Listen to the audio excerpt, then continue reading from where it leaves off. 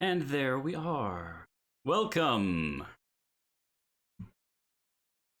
to this episode of Character Choices. This thing that we do where we make choices, we roll dice, and we repeat the process over and over and over and over and over again for several hours, all in pursuit of the greatest story ever rolled.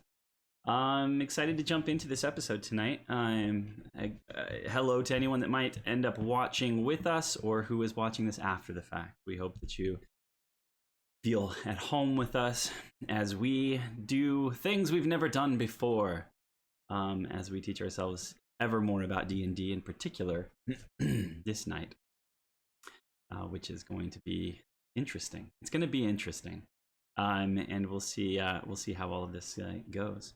We ended up on a bit of an interesting cliffhanger last time on our last episode. The episode began with Anazriel left alone near the body of Adam of the Deep, who had crumpled in a heap. That rhymed.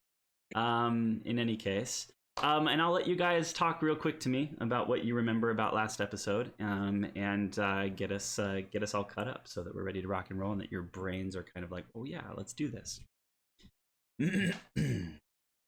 Hey, what happened was like, so the things did the things of the things, right? No, like, so Nazriel was awake. No, Nazriel was still there, and she met with a bunch of people, and then she they were making plans and stuff, but then she turned from spring to summer, so that's important. And then they were like, we're gonna go save our friends and stuff, and then I think they slept for a little bit. And then we were like, Wicket and Bitsy were tied up in freaky torture chambers and having the magic sucked out of them. And I think Bitsy realized that Caspian was gone that day. And there was another gnome that was older. What's her face? Tumble. Tumble. Topple Tumbler. And I knew it was like falling over. And then she was there. She's also getting her magic sucked out of her. And then Wicket. Oh, there was a scary guy. He came in and with the what's his face? Len. Lev. Lev? Yeah, Lev. And Lev came in and was scary and freaky and freaked Wicket out. And then they were trying to figure out how to escape, but there's no hope.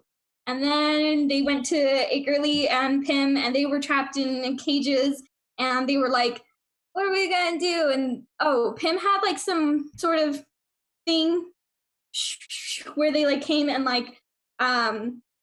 there was the guy, and he tried to be like, here, take the power. And he was like, no, I won't take the power. He's like, but you'll be really powerful. And then we were like, maybe you should take the power. Except not in game. We were doing that in the chat. And then the chat. I had never ever. This is all good to me. It's good to let me have you guys tell us these things, because I don't get ever a chance to go back through the 99 plus messages that are in the chat every single episode. So I have no idea what the behind the scenes is. Yeah, but then then something happened, and then he was like, oh no, never mind, you can't have the power. And so he left. And then Akerly was like, let's try and figure out how to bust out of here. And then as they were trying to figure out how to bust out, then she went crazy psycho, and she's avatar state glowing and stuff. And that's where we ended. Well, what happened from there is she went avatar state. As far as we can tell from the last episode, it seems like the Oath Taker died or was consumed in some way. And then they were saying all the evil guys were chanting Rise icon, and I'm spacing his name. Enishtala. Enishtala, thank you. And now there seems to be some sort of dragon-y creature. Oh, it's glowing. It's glowing. A giant glowing dragon creature that seems to have giant dragon brain, if I remember correctly. Yeah. Brain. Very, very big dragon. Continue. Is there anything else? No, I just felt like leaving out the dragon was a big part. So Yeah, yeah, sounds about right. So, pretty sure you had mentioned Nazriel changing to summer was met up with several people who came from town. Two of them are Hallow Guard members, paladins named Sevik, who you've met, Stanchion Commander Sevik, and one whose name was Oralith, and they're both with you, as well as Igrame. Um, uh, and the three of them, at the very last minute, Adam revives. He follows you down into the deep, and you head off in that direction. Yes, in the other place, the three of you gnomishnesses who have, um, all of you have symbols on your hands that are connected to this gate, a large gate, 10 plus feet wide and tall, with a shimmering field of some sort of energy, and a warm, colorful energy versus the kind of cool, prismatic, colorful energy that seems to have permeated every engagement you've had with Icon Enishtala up until this time.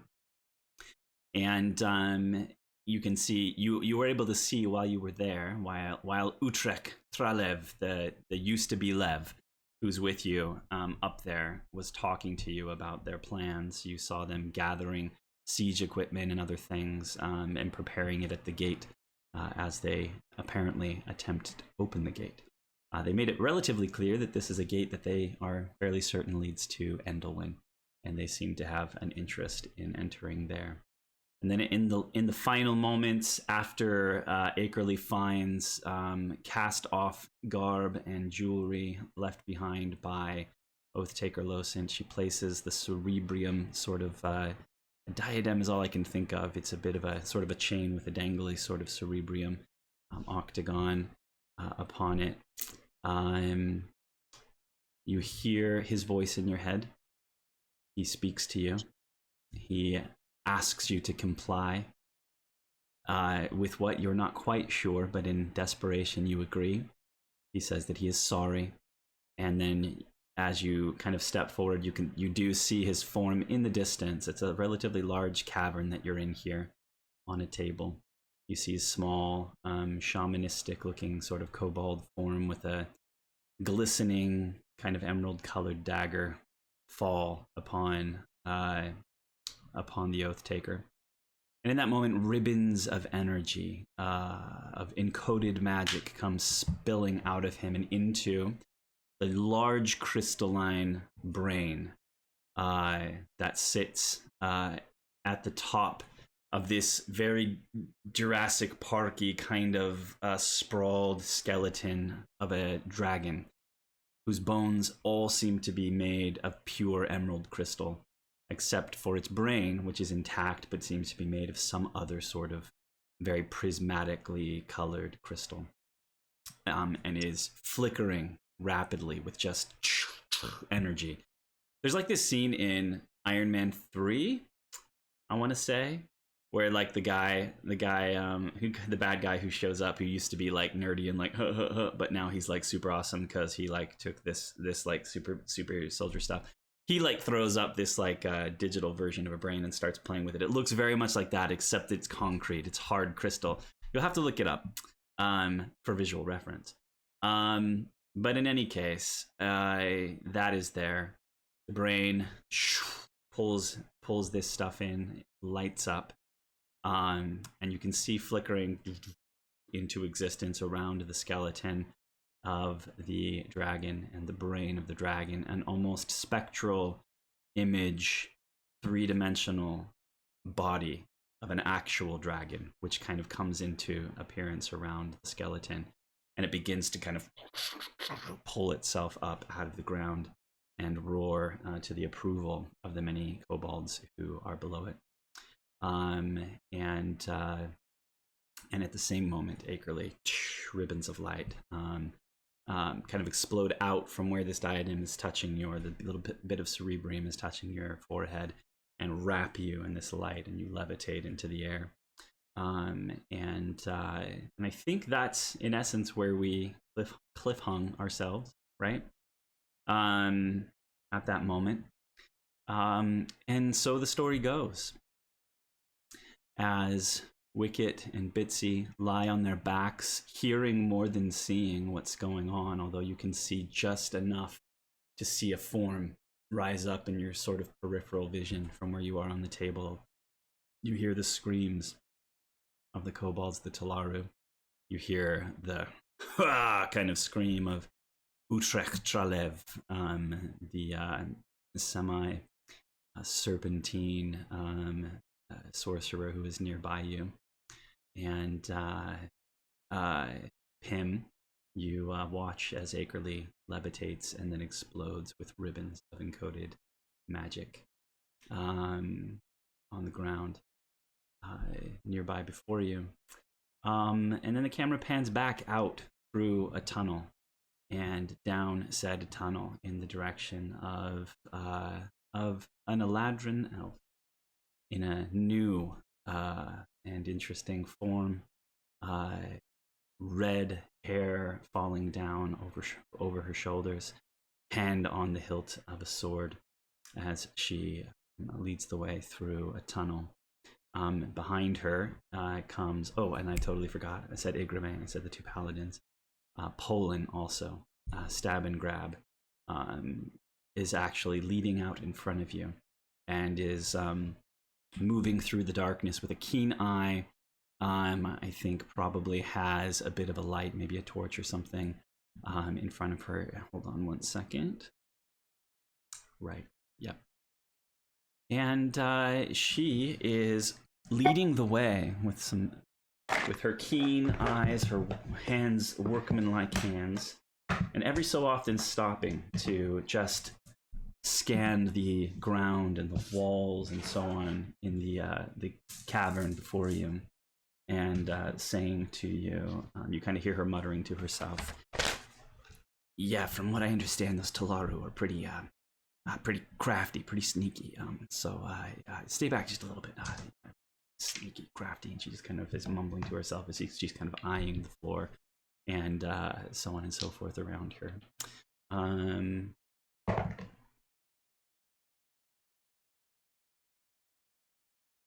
And just to make sure that you're involved in all of this, Akerly and Azriel, why don't you roll an investigation check for me?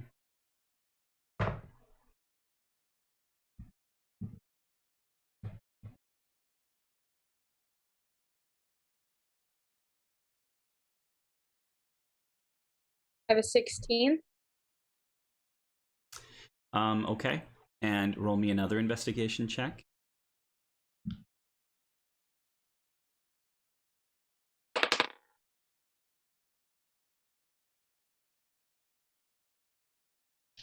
I have an 18. Okay, and one more. Making me really nervous, David.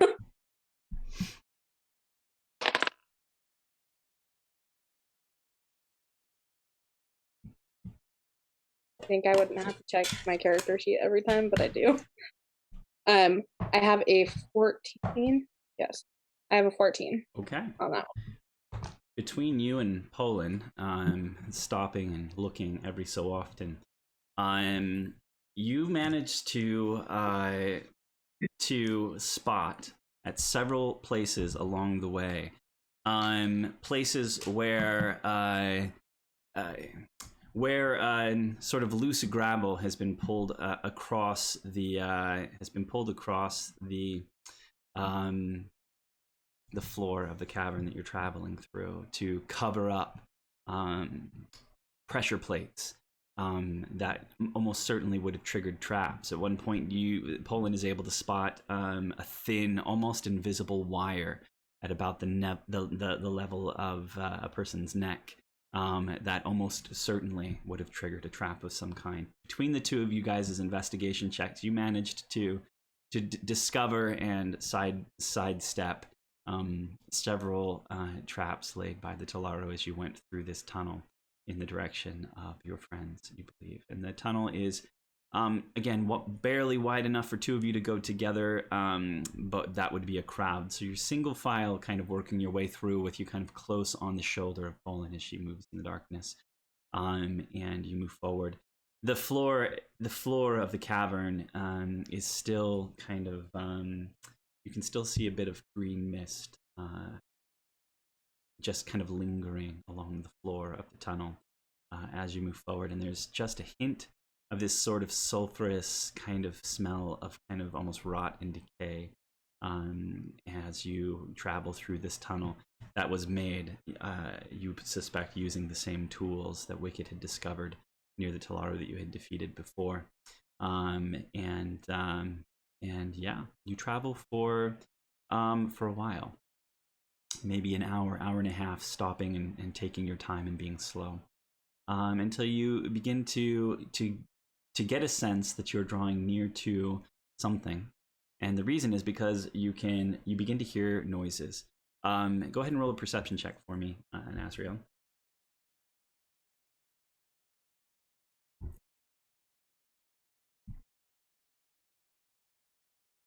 I have a dirty 20. Okay, awesome. You can almost certainly clearly make out the sounds of many Talaru voices. Kind of, here's a word for you. I'll have to check how to pronounce it. Ululating, I think is how you say it. Ululating. It's one of those words you always read in books, but you never really get a chance to say. Kind of yipping and kind of screaming in delight and so on. This kind of Draco canine tenor to it. You hear them almost chanting in rhythm, speaking things that almost sound like maybe hymns or prayers, or a combination, maybe something that melds the two of those things together, a sort of monotone hymn in a way, that they're speaking sort of all together. And you do actually, as you draw near as well with the 20, hear the voice of Lev as he begins to draw people's attention to the rite that is about to take place. And you find yourself coming to the edge of the cavern, which then opens up into a slightly wider space. You see light filtering down in through the opening of the tunnel from the cavern beyond, a mixture of a mixture of the light of torches with the odd kind of green overtone to it, and then flashes and pops and sparks of other kinds of light kind of coming in. It's an odd and interesting sort of situation. So you hear them as they seem to be preparing for something. Do you want to try and be stealthy as you approach this end of the tunnel? Yeah. Go ahead and roll stealth check. Yeah.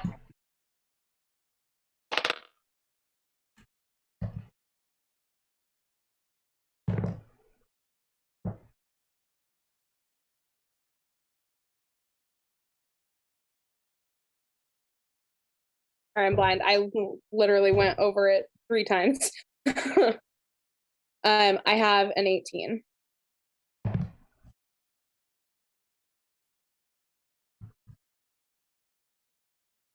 As you begin to approach and sort of try to go into stealth mode, you can get a sense that this is not the strength of your 2 paladin friends, one of whom is wearing fairly heavy armor and clinks and kind of jangles. The rest of you, though, roll really, really well, well enough to be able to kind of compensate as you come to the end of this tunnel and into the space beyond. And you see that the tunnel kind of opens up and begins to widen out. And you can see what appears to be kind of stone stairs off and to the left a little that seem to go off to the left. You see kind of a large boulder in front of you that blocks a bit of the view out into the distance, but stone cavern walls rise up around and above the place where it is that you come out. Poland turns to you at this point in time, and she says, no offense to the rest of you, but maybe just one of us should go in and take a closer look and see what we're dealing with, and then I can come back and let everybody else know. I think that's a good idea. I volunteer. It's kind of my thing. You get real good at sneaking up on things when you stab and grab. You know what I'm saying? I believe you. Have at it. Interestingly enough, as she says this, stab and grab, you can see that around one of her wrists is one of these kaimas. I don't know if I mentioned it before, but you can see that there is actually a kaima around one of her wrists that kind of draws your attention. Same sort of simple fabricated linen band with the cerebrium hanging from it, although there might be an extra bead or two on it of decoration. And she says, "I'll be right back," and she turns to head off out into the space there.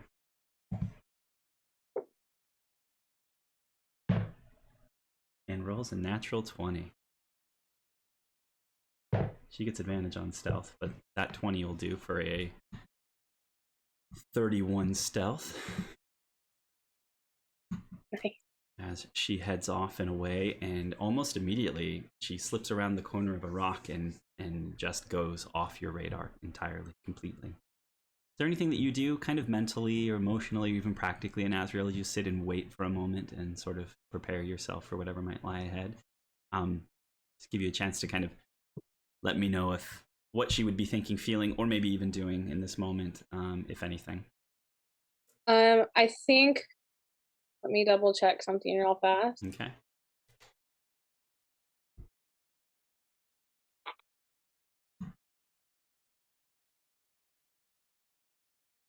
I want to be able to use my blade, and I don't know anything about attunement, David. Oh, is it not set to be attuned? We never did anything but add it to my sheet. Okay, is it showing up as... And is it the... Okay. I'm going to go ahead and attune it for you. Okay. And then just refresh your page. Okay. I think it's the only thing that needs attunement, so you should be ready to rock and roll there. Okay, cool. Good to go? Then, Okay.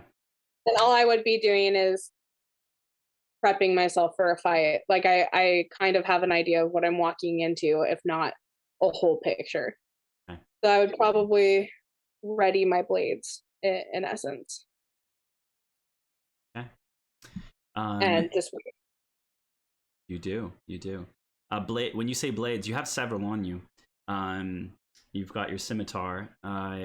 You have a dagger tucked somewhere, and then your rapier is still on you. Those are the ones you have. So just kind of hand on the hilt of one, and maybe the other one kind of at the ready, as you kind of check and kind of prepare your blades and kind of get yourself in the right mindset moving forward here. You do hear beside you, Sevik kind of crouches down next to where you are. That's quite the blade that you've got there. Thank you. Are you handy with it? Yes. Or at least I like to think so. That's good to know. I like the idea of having many swords and many of those who know how to wield them around me at any given time. It will be a pleasure to fight by your side. And he just kind of holds a hand out to you in a kind of gesture of camaraderie. I'm going to stare at his hand for probably a good 3 seconds, long enough to just barely make it awkward, and then shake it. Sounds good. He turns and begins. I trust he'll have my back in the fight. To the death. I'm gonna kind of size him up. Can I do a insight check? You bet.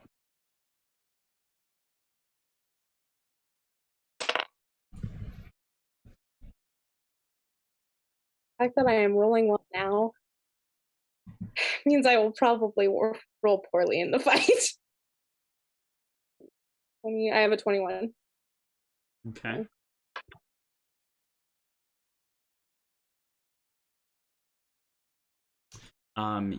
With a 21, you get a very solid sense.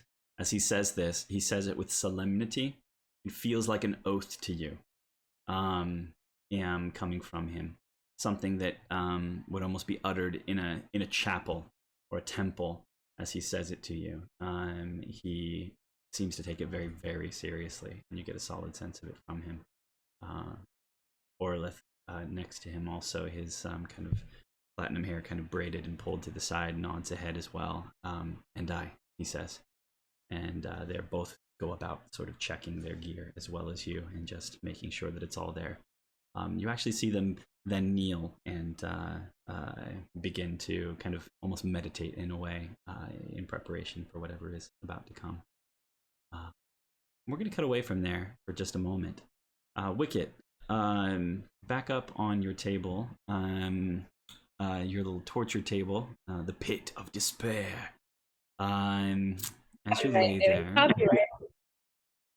what I need from you as you sit there feeling a bit helpless, your magic is being drawn away. Imagine you maybe tried to tap into it a little bit. If either of you had tried to kind of cast spells, and I don't remember if you tried to do that before, you get this sense of grasping or reaching and almost having your breath kind of taken away as you do so. You can feel the magic slip away from your grasp before you really have a chance to draw on it or to pull on it. Whatever is happening with your hands seems to be interfering with your ability to draw on that magic. But I'm going to have you do for me, I want you to do a charisma saving throw for me. Okay. Where are you having me do a saving throw? With advantage. Because you need to be saved. No, you have gnomishly you have advantage on charisma saving throws when magic is involved. Oh yeah, I do.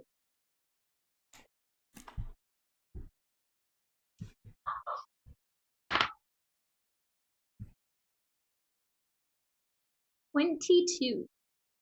Awesome. Okay. So here's what happens. As you listen to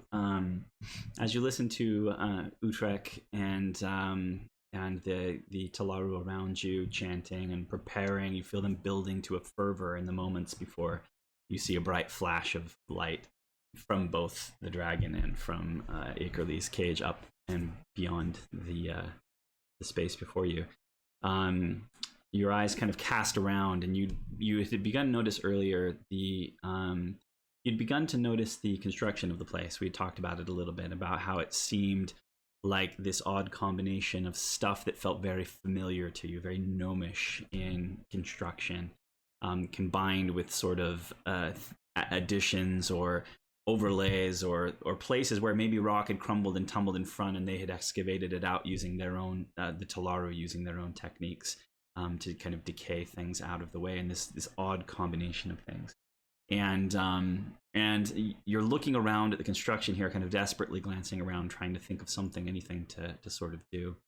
I think that probably the way that this works is that your mind, you look back to the gate again in the end, which is the most clear and obvious bit of kind of architecture here in this moment.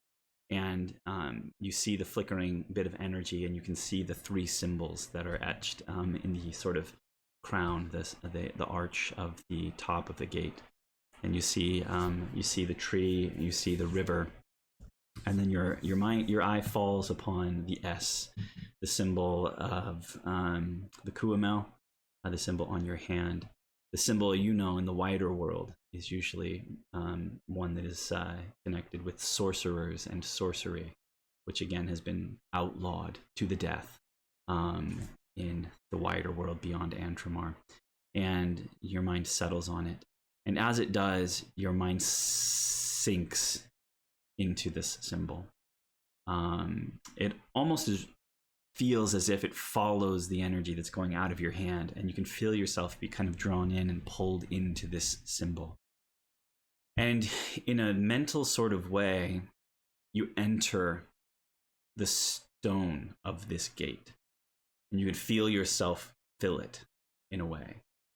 And you can feel yourself expand beyond the gate to walls that are connected to it, to stone blocks that are built within it, that are connected to other metallic elements that are kind of set at intervals throughout it for decorative and for functional reasons. And the more your mind spreads into this architecture, the faster it begins to just kind of run across and around and through walls and through stairways and through balustrades and throughout the room. And suddenly you feel the entirety of this space around you, in all of its grandeur, and you feel it as it was, not necessarily even as it is. Almost a clear kind of understanding of the schematics of this place kind of enter into your understanding. And even up to the place where Akerly and Pimiver are housed inside of their cages across the way and up a ways from the bottom of the cavern. Your mind is drawn into and enters into the iron of the cages and so on and so forth. And you feel the structure of them all there as you are drawn into it. Then your mind is drawn from just the walls and the cages and the kind of structural elements of the room to several forms that aren't a part of the architecture, but that are situated throughout the room, and are quiet and still and feel a bit empty right up until your awareness reaches them, and you feel them stir ever so slightly. We're going to cut back now real quick to Poland, who now comes running back towards where you are in Azrael. You see her kind of skitter into view, and slink, let's say, into view as she suddenly appears from seemingly out of nowhere, and she draws up before you in Azrael, and kind of looks at you and says, "Well, not gonna lie, looks like quite the party in there." And she begins to describe the space beyond. And rather than take too much time, I'll probably just show you. Hold on one second.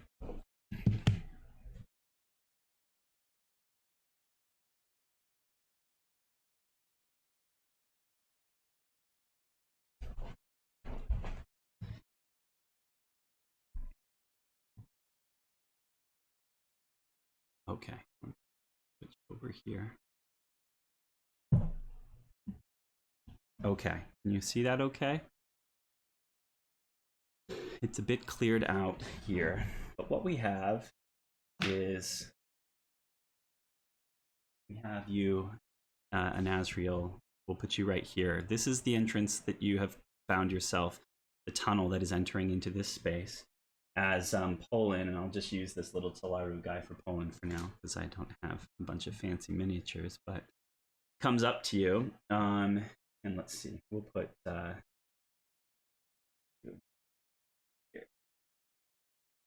Oh, and Igrame. You're back here. She describes to you a set of stairs that go up to the left, and up a rise, and then to a kind of ramp that then goes up even farther, maybe until it's 30 or so feet above the ground, to a platform that is in front of what appears to be an odd shimmering gate. She describes Utrek, and she describes that there are figures up there next to that gate, and she describes a large open cavern with old kind of ancient pillars inside of the space, and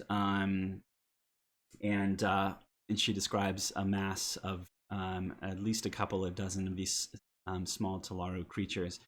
She describes to you the form of the skeleton of the dragon from the best that she could see, and then also describes to you that in here there are some stairs that run up ramps to some cages that are built into the upper walls on this side as well. And she describes to you that she thinks she can see a couple of people up there as well.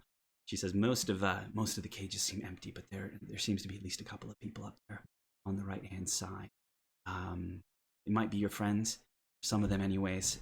And then I couldn't get the best look without getting too close at what's up there next to the gate on the platform, but there are figures there as well, so more than likely some of your friends are there.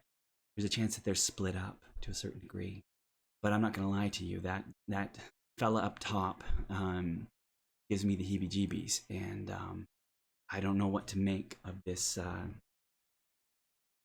this dragon, this skeleton that's down here. And this is the moment, right at this moment is when you hear Utrek's voice ramp up and say, "It's time!" And we did this at the tail end last time. For him to rise! And then we'll cut. All of the things happen. The screaming, the rising of the pitch.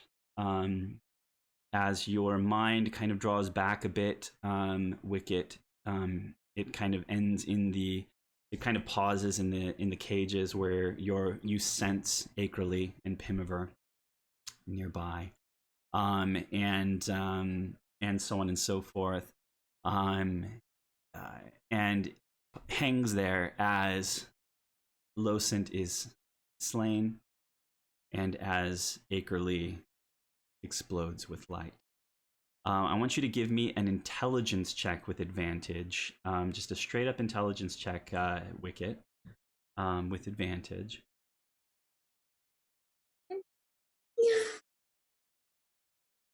Oh, wait, just a check, not a saving throw.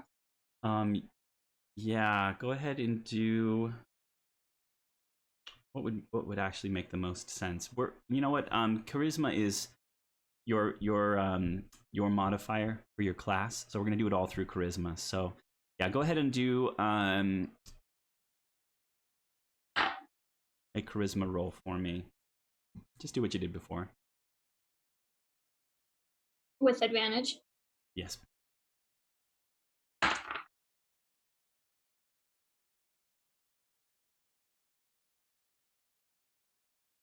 Um, 15. 15. Awesome. You sense something happening with Akerly. You simultaneously, it's weird. It's this sort of split, kind of fractured feeling. You're in your body, you're in your own mind, you're in your own body, and your eyes see something rising up down below before you. Your mind senses Akerly and what's going on in the cages, and then it is drawn down towards the locks, and you just know that you know them. You know them. I can't really say it any other way than that. You are very familiar with them, like old friends almost. And in a moment, your mind almost nods, like tips a hat, the locks in a way. And you can feel them smile back at you. And there's this moment of, it'd be nice if you opened, please. And the locks are like, okay. And Pim, in your cage, you hear, right as Akerly explodes, this kind of and you can see the doors kind of open ever so slightly across the way from you. And this all happens in a moment. And Asriel, where you are, Poland turns suddenly, eyes wide. What the? And she kind of steps quietly into the room. A little bit farther here as you try to get a better view. And what you see happen is you see this massive skeletal form rise. Across the way from you here, and roar into being. Ribbons of light, flickering energy, all rising up and around in the distance. And you hear Poland just sort of kind of curse under her breath. Oh, this is more than we signed up for, you and me, he says. We're gonna need some backup. And at this moment, you see her kind of turn, and she reaches up and kind of clasps at her kaima and presses upon it. And you hear her mutter words as she takes a step forward, mutter words, and there's a flash of light and energy. And on the floor from her feet, swirling out in this kind of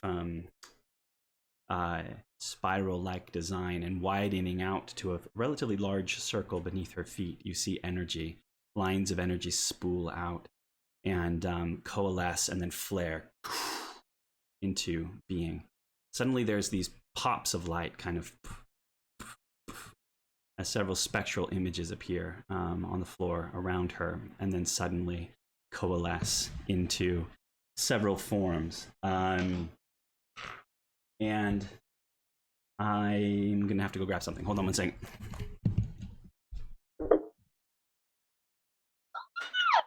Guys! Oh my gosh. Have to fight a dragon. Yeah, that steps up. Oh gosh. So I say the minute we get out, we get out, you know? Just run. This time we should listen to Wicket and just run. We can run. You know, like they're trying to get the gate open and everything. The gate? I mean, it's our responsibility as people. Is it though? To protect Endehlwyn. Is it though? Wait, our lives are also. I feel like God gave us, or whatever God we believe in, a responsibility to keep ourselves alive. I mean, our lives are pretty important too. So like, yeah, you know, they'll just take a minute. You ever hear about like retreat, regroup, want to and then tackles? Have to fight another day. Yeah, it's really just intelligent move there.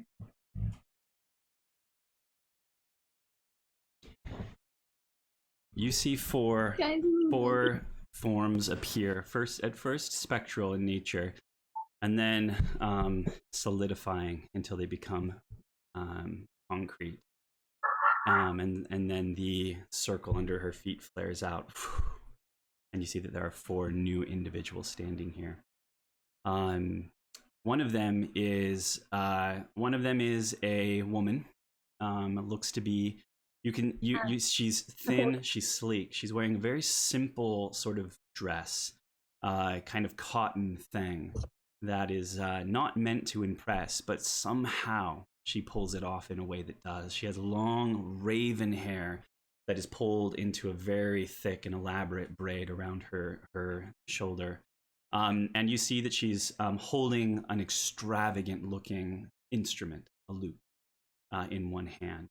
She has pale skin and green eyes, and you see just the hint of triangular tips on her ears, and recognize what is probably a half elf. She's not got full elven features. She looks relatively human, but is just elven enough to have a bit of elf in her. You see in front and to the left behind to the side of Poland, you see a short, sort of squat figure appear, about the same height as Poland herself. With a bald head, gray skin, a white sort of ashen colored beard around, and these disconcerting eyes, broad shoulders, stocky arms and legs, as some form of dwarf appears kind of back into one side of her, decked out in fighter's gear. And I don't think any of you would have seen or know of what he is, so I'm just going to keep that to myself. Looks dwarven, but not quite. And then you see to the front and one side, you see a man appear, relatively thin in stature, about maybe 5'8", 5'9", with short, kind of close cut, sort of brown, dark brown hair, not quite black, but dark brown. And you see him standing there. He's clutching a bow in one hand. He's clutching what appears to be a mace in one hand. and is looking at them oddly, as if he's confused about what's going on. As he sort of turns, you see just a hint of triangular ears, very similar to the half-elf girl. You get the sense that this is probably a half-elf man of some kind, as he turns and looks down at Poland. And then you see a figure behind and to the other side that is tall and beefy and has short tusks growing out from his lower jaw, and is decked out in armor with almost a bandolier. And you can see what looks to be almost just the hilts of a couple of blades that are stuck in this bandolier. And they don't seem to have blades connected to them at all. Long sort of black hair, slightly greenish gray skin. And you see what appears to be a half orc behind them. And as you stand there, suddenly there's a turn, and the half-elven man turns and looks at Poland and says to her, "Well, I'm going to be honest, this is not what I expected to have happen this afternoon. I was in the middle of an ambassadorial meeting with the Queen of Alteran, and now I'm here. What is going on, Poland?" And Poland says, "Well, I'm sorry to bother you, Your Highness, but, we're friends, and we go way back, and I need your help, and you're the one that put this on me." And he looks at his Kaima and then back down at her, and then looks back out into the cavern. "The Oath Taker's gone," Poland says to him. His reflexes sharpen as he turns and looks at the rest. He glances at the half-elf girl, who looks at him and says, "That is a great tragedy, Endehlywn. We need to do something about that." And from behind, you hear the growl of the half-orc. "Yeah, we'll do something about that, all right," he says. "Just point me in the direction." And you hear kind of a guttural kind of from the dwarven kind of character beyond, and a smack of a weapon on something. She turns and looks at the dwarf. She points forward and she says, "Fetch." And the dwarf kind of runs out past her, out into the center of the space here. And with that, they're off and on to the space. I'm going to have, how are we, see, this is the trick. There's so much going on here. I got to figure out exactly how to orchestrate this. Anazriel, give me, does Anazriel have a sense of at least who some of these people are that just got called by Poland here? Yeah, a little bit, but only a few of them. I think she's heard enough about, let's say this actually. You've heard the voice before. As the Oath Taker presented the noblest cause. It was actually spoken via a magical device in the voice of Balion Inistar, the cleric king, and you recognize his voice. The half-elven gentleman with the bow and the mace is clearly the king provisory of Andromar, standing there, and a variety of others around, as he kind of looks back at all of you. Watching the dwarf kind of doosh past him into the space beyond. "We're not much for strategy, not when we're working together," he says. "So I guess we're doing this. Keep up if you can." And you see a grin slit his face, kind of. As he turns, he winks at the half-elf girl. "It's good to see you again, Kenna. It's been too long." Turns, looks back down at Poland again. "I forgot how fun this is." And then he turns and he's going to run up the stairs to the left. And I want everybody, I suppose at this point, let's roll initiative for everybody all around. And I'll figure out how in the world to track this many initiatives all at one time.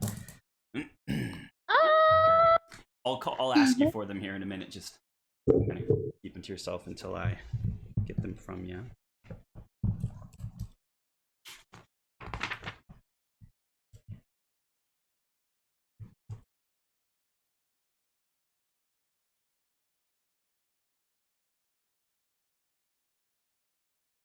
Oh, and Adam's here. I totally forgot Adam's with you as well. Yep. Stick him back here real quick.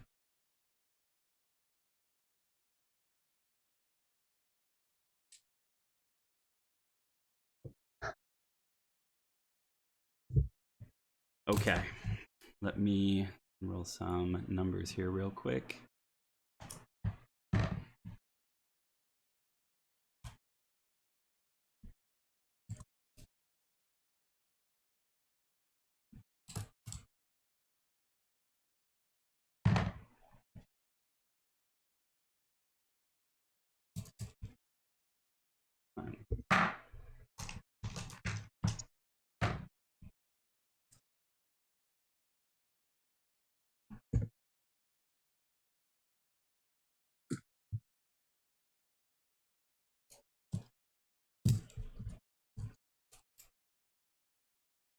Bear with me. There's a lot of people to roll for here. Hold on one second.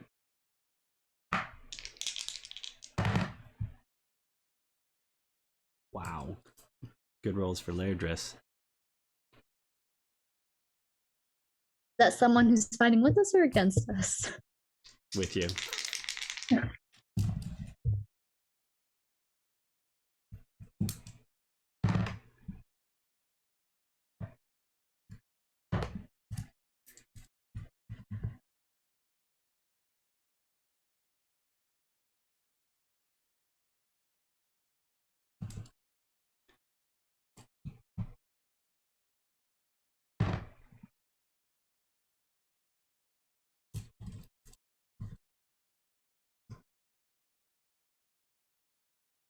Dum da dum dum boom ba boom.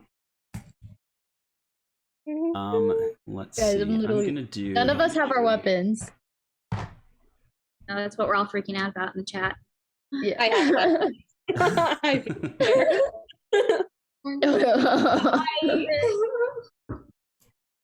And I rolled way too good. This is bad. I don't even know what to do. I'm tied up. I can't do anything. And that probably is the one good roll of the night, too. On stupid initiative.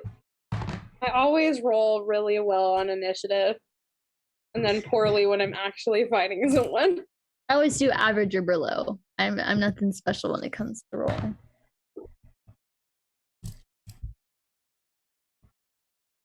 Okay. Holy crap. Those chests in the back look suspicioso. It's also the closest thing to the dragon. So I will Everything. tell you right now, they're just representative of the fact that there seems to be piles of golden artifacts just spilling out of the mouths of those two side caverns over there. So I had mentioned last time that they that he had. It means if we gathered some live, stuff. we can retire. If Amistar doesn't come and be like, we should donate it. I renovate. It would sure help us in our interest to reclaim the land. Yeah. It's making me so nervous that you're Okay. rolling for so many people, David. Yeah. Part of me is like, he's just being a drama queen. And then the other's just like, I'm so scared. I'm so scared. The drama's working. Oh, I wish I could show you my screen. It's It's like character, now. There's about 12 of them all across the top here. So, okay. Let's get any 20 and aboves. 20 to 25? Really? Yeah. Okay, what'd you end up with? I got a 22. Any 15 to 20? I have a 19. 10 to 15. I have a 12. I also have a 12. I'm gonna just assume the monk has the higher dex. Got it. So him, Bitsy, and Akerly, what'd you get? 3.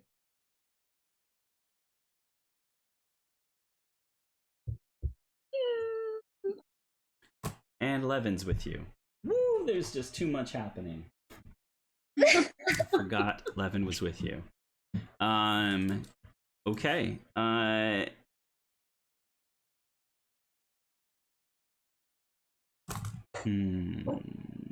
Okay.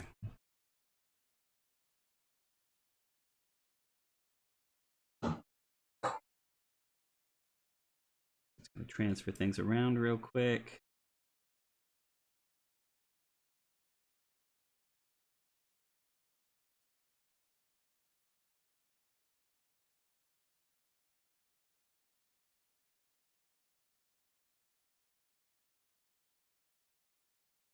I just realized I have him.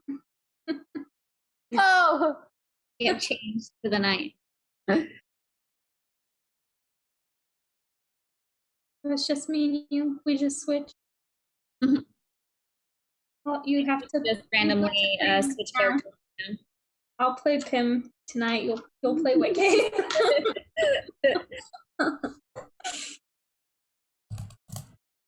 Practice for names. Oh, Takes a minute I to put you in the say wrong it spot. fast. I put you in the wrong spot. That's my bad. Okay. Rachel, Almost there. I swear.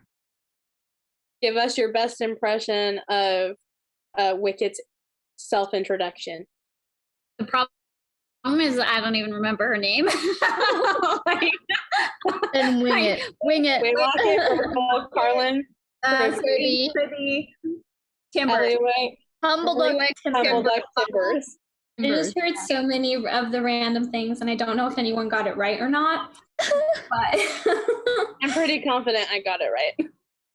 I hope to name you. That's what I remember. Waylocket, Urkel, Carlin, Cribby, Eliwick, Humbleduck, Timbers. Is that it? you can call me Wicked for short. Yeah, you like it doesn't. You have to like finish it. Or else it just hangs there.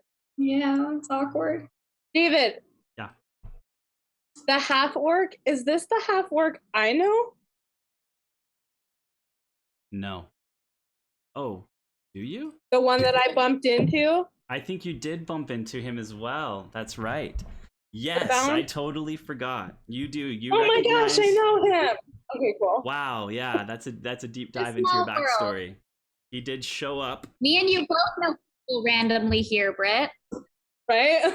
It seems like destiny. I know the random other gnome that's here. Totally. I was trying to figure it out because when you said his name, I was like, I know that name. Why do I know that name? 2, 3, 4, 5, 6, 7, 8, 9, 10. I'm missing.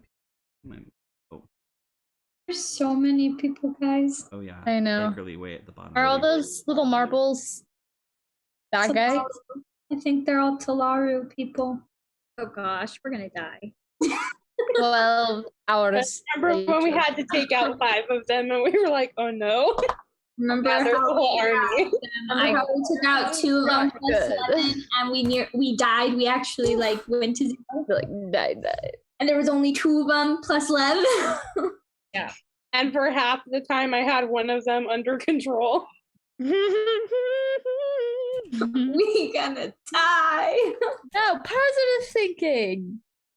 If we die, we get to see That's our true. families. Maybe, I mean, I don't know. Maybe Wicket can make the ground erupt and swallow them. With what magic? I don't know. The weird magic is making her go into the rock. I'm just thinking out of the box. I'm trying to be positive, like you said. Well, think out of the bonds.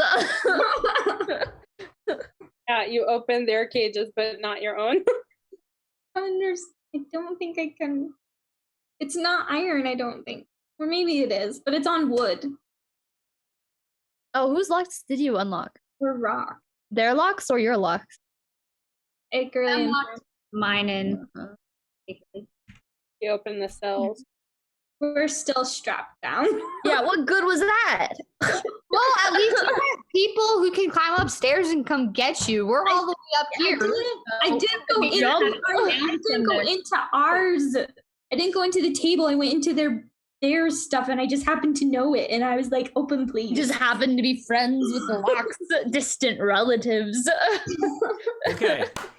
So Friend of a this friend. then is what happens.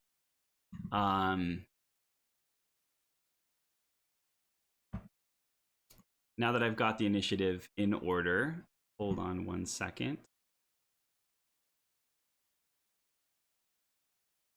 Yes, so you hear Balion Inistar, the cleric king, the chosen one of Davet, speak these things to your friends. He kind of turns and moves off to the left. Kenna, who he spoke to with the dark hair, turns with a smile, and you see her feet flicker with kind of golden energy as she turns and moves faster than you would have thought possible. And she moves out into this space to kind of get a clear view of the room around here, and lifts up her lute, and she just strikes a chord.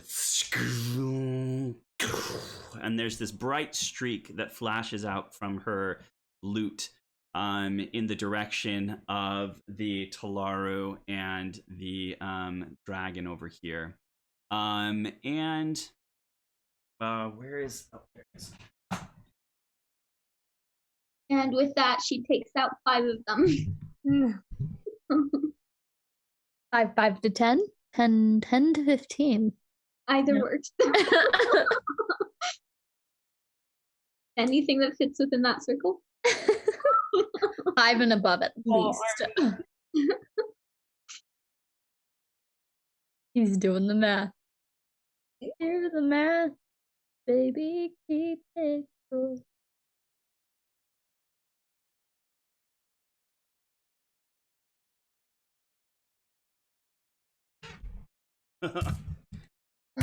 And you watch as the streak runs out into the center of a bunch of those Talaru,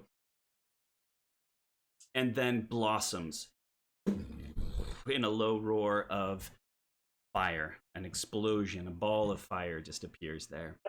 And a whole bunch of Talaru are going to make a dex save.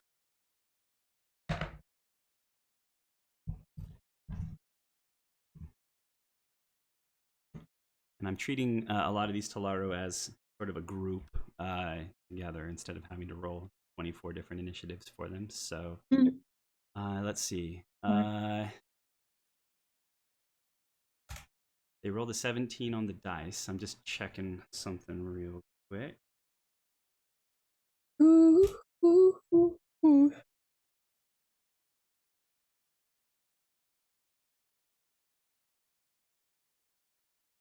And they do have a +2 dex. They just save against her DC.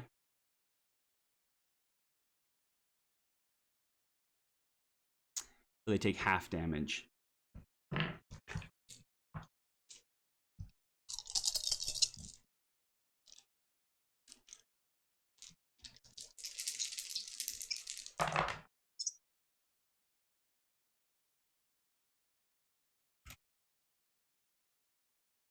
So did she take out the whole army or no? No.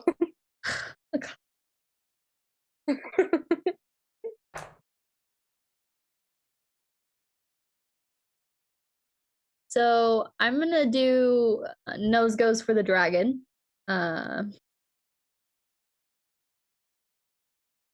Okay, you 3 are taking on the dragon.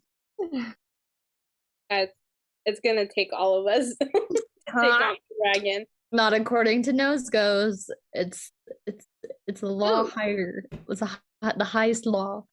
What? Who? Nose goes. Right. Did you do it? Oh no. That she doesn't have to take on the dragon. That means Rachel and Rachel did the nose goes the first time. I didn't hear you. You can't. I wasn't playing. Nose goes. Nose goes comes out of the dark, Beth. You have to be ready for nose goes whenever it wants. But I didn't even hear you. It doesn't count. Noscos does not care. It's like a dragon rising from the ashes. You just have to expect it. You just gotta be ready. I can't, guys. I can't. I mean, I think it's only fair that Wicket, who seems to have developed some weird power, and Akerly, who also seems to have developed some weird power, take on the big scary things while the rest of us develop the I themes. mean, Rachel has a case. Rachel has a case. Yeah, I agree with I don't Rachel. think little level 4, the rest of us should be taking. You don't be wrong though. It's just a fluke, and all I can do is open some cages. You don't know the extent. The best way to know the extent of your abilities is to throw you into the waters and hope you can swim. Yeah, It's for science, really. Oh, guys. Science. if I'm For science. Ooh, look, she took out Talu. Dang. So maybe she takes on the dragon. A whole bunch of She takes on the dragon. yippee kind of noises explode, and some of the weaker looking Talaru are just laid in flames on the floor. Okay, so this dragon might be tougher than I thought then. If And you The see main a few focus- still oh, standing gosh. that look to be tougher than the others. Tougher like some that you've fought before. Move that closer to me. And that is going to be what she does, and she kind of hangs back there just a little bit. Just to make sure, yep, only one action per turn for her. And then as a bonus action,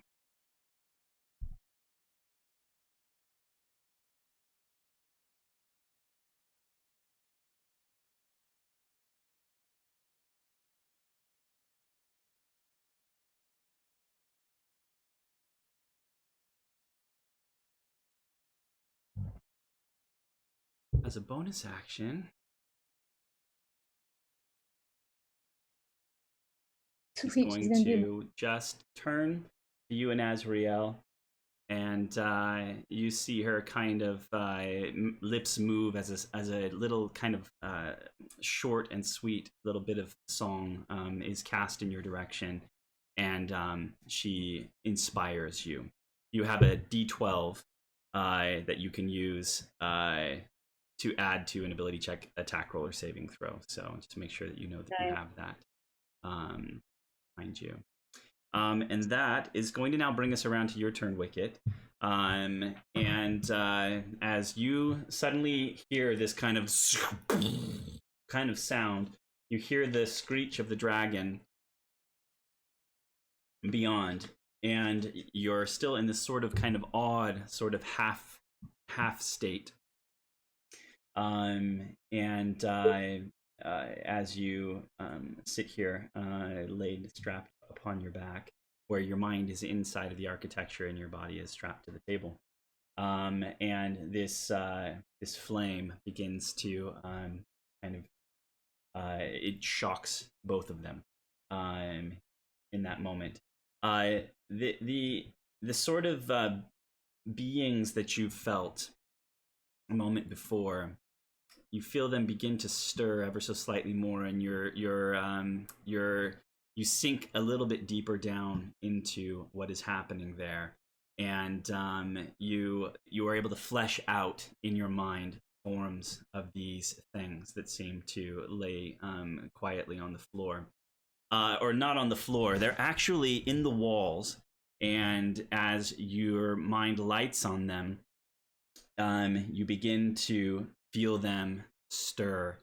And they are the forms of several iron cobras, which you have seen before, that are in the walls of the place here, and begin to stir. I gotta figure out how to highlight them without...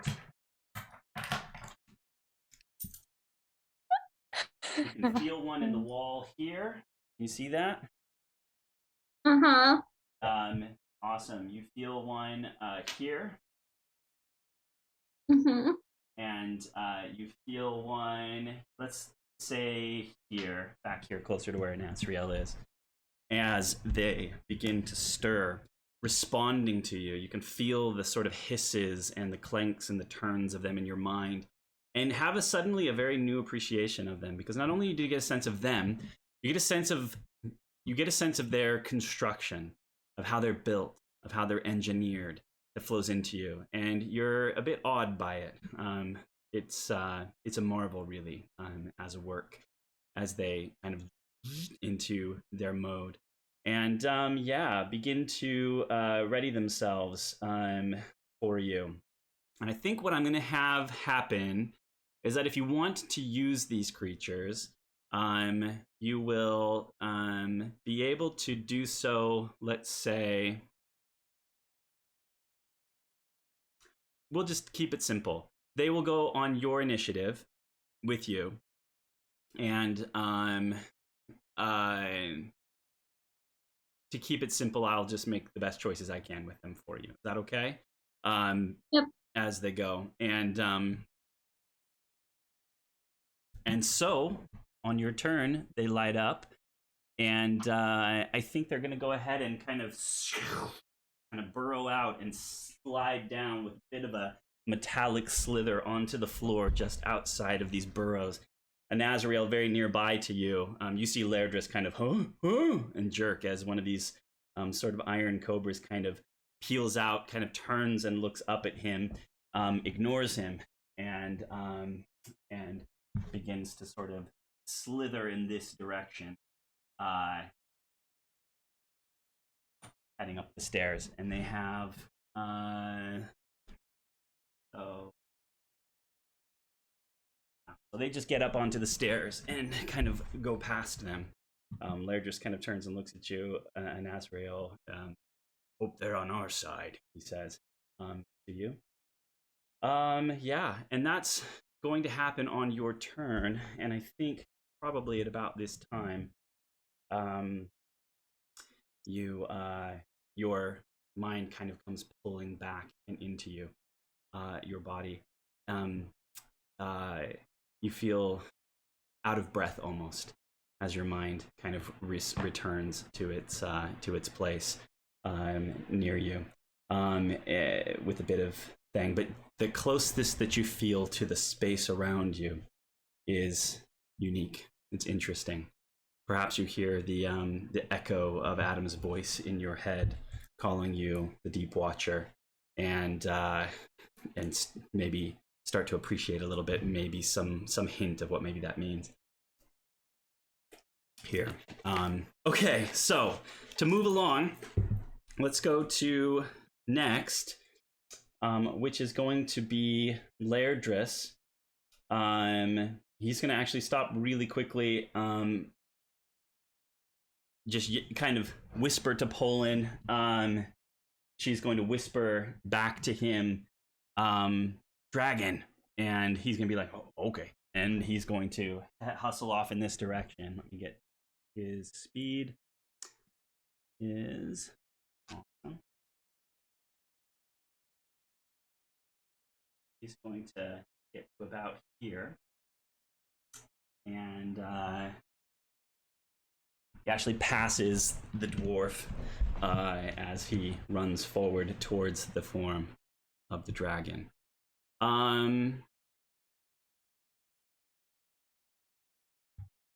Okay, that is going to be his movement. Let's see, he is going to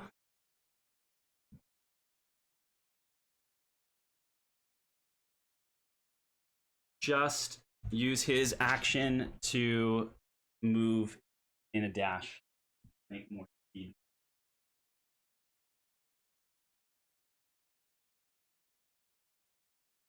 Himself right up close to the beast, really quickly.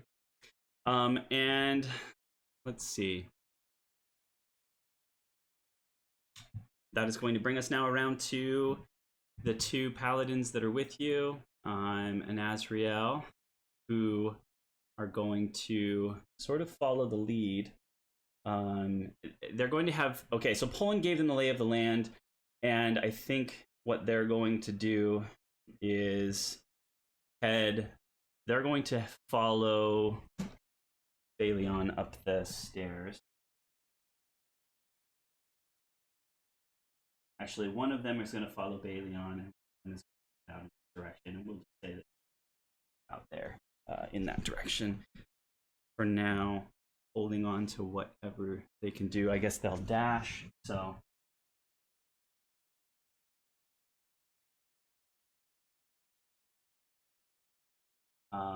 and yeah, this guy actually will pass Enishtala on his way up to check on those that might be up on top of this place. And so, okay, that's going to bring us to you, Anazriel.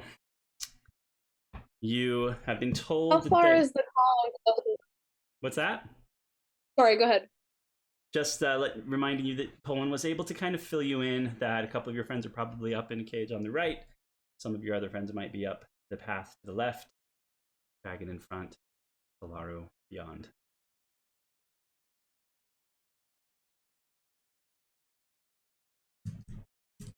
And we've already had some people go kind of in the direction of my friends, right? Yep, a couple people ran up the hill already. Kenna ran out in front of you. Some of the others are waiting. How far is the column closest to the stairs?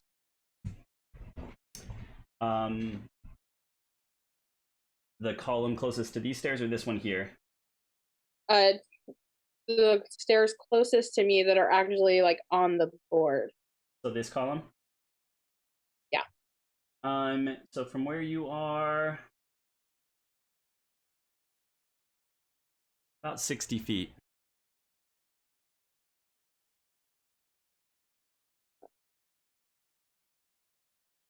And which way did Lairdris go? He He's the one closest he went in to the a dragon? beeline straight forward towards the dragon itself. I'm gonna follow him. Okay. And Um, are you just doing your normal movement? yeah. Okay, 30 feet. It gets you kind of right up to where Kenna is, just about. Okay. And the column that was closest to me, Yeah. there is bead next to it. Is that bead down, or is that one of the sturdier? That's one of the sturdier Talaru. This one? So he's still up? Yeah. Yeah, he's still up. And how much farther is he from me?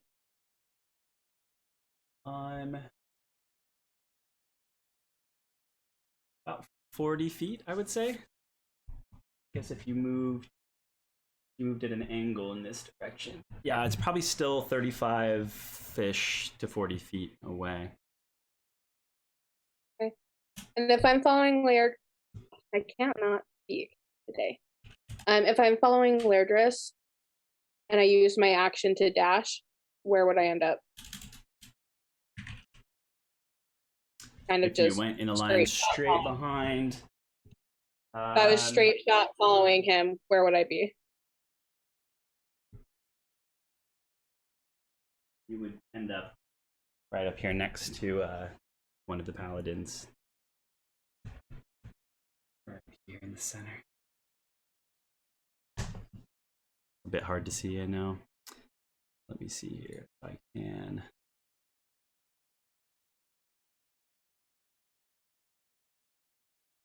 Okay. So without dashing, I'd be where Kenna is. Is that her name? Kenna? Yep, Kenna. Okay. Yep. You could get up right next to Kenna, or maybe off to the side a little if you're heading in a different direction, but basically right up there next to Kenna. Okay, then I'm just gonna move the regular amount. I'm gonna draw both my swords. Okay. And I'm gonna hold my action for this round to use my swords on anything that attacks me. Okay, sounds like a plan. Will do.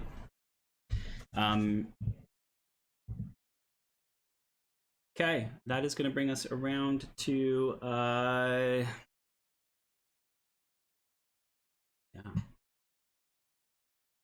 Utrek. Wicket and Bitsy, up where you are, you hear a Good hiss. question. What's that? Go ahead. These columns, are they floor to ceiling columns, or are they columns that I could get on top of? They are floor to ceiling columns.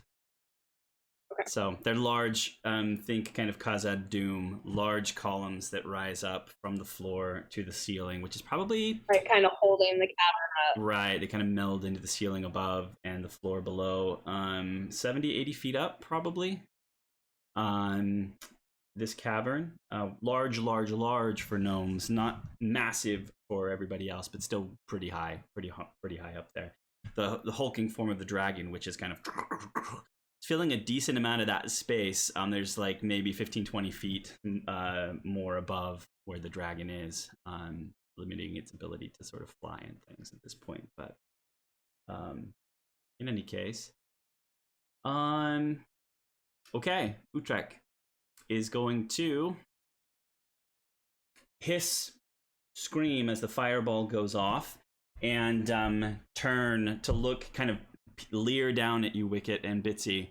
This is your doing, isn't it? He kind of looks down and says, and then as he looks up, he sees Sevik coming up the stairs of the ramp below, and is going to turn and kind of look down in that direction. And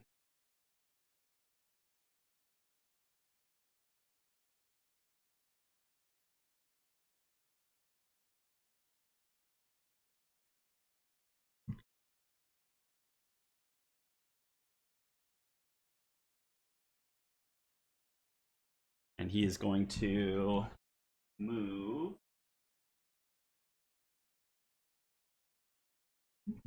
partway down towards him, and you see him kind of slam a fist to his chest with a guttural kind of word and a flare of energy, and then he stops, opens his mouth, which is this oddly kind of draconic human hybrid, and poison just comes spraying out in the direction of Sevik. Dexterity saving throw. Get to it.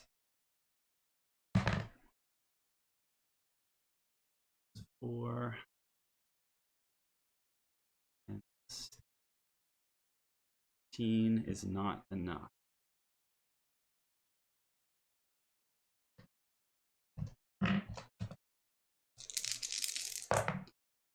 Oof. A 6, a 5, and a 4. 3d6.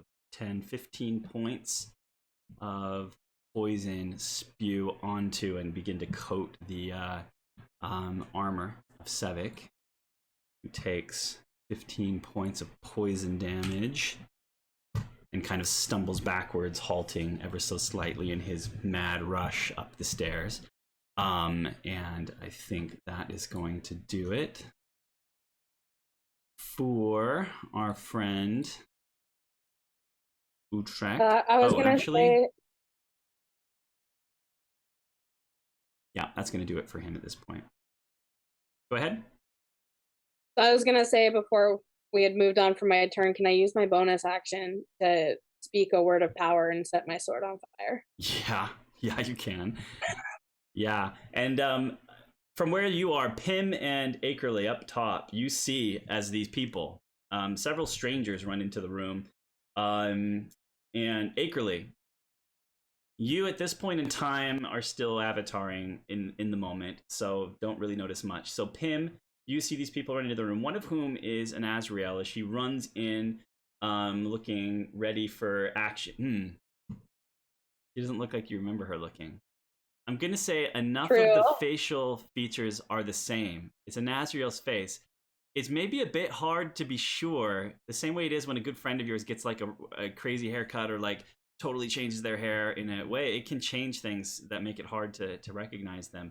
There is a dramatic difference, but I think you know an Azrael well enough to get the sense that this is in fact an Azrael looking totally different as she pulls a scimitar, a curved blade from a sheath, mutters, and it lights on fire, lighting up her sort of golden skin. her red hair, etc., below her. Yeah. So you notice that. So we'll let you do that for sure, and that's not a problem at all. Oh. And at this point in time, after Utrek does his thing, you hear a roar as the dragon finishes kind of pulling up and back and speaks out to the room. Fools! You dare defy me? Long has this plan been in motion, and I will see you all destroyed. And with that is going to send a blast of poison similar to Utrek out from its throat, down and across Lairdris, and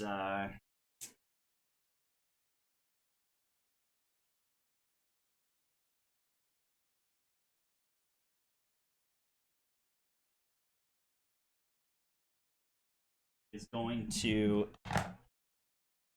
hit across Lairdris and Oralith, and just fall short of Janik, who's out in front of you. And I'm going to make some saves for the two of them real quick.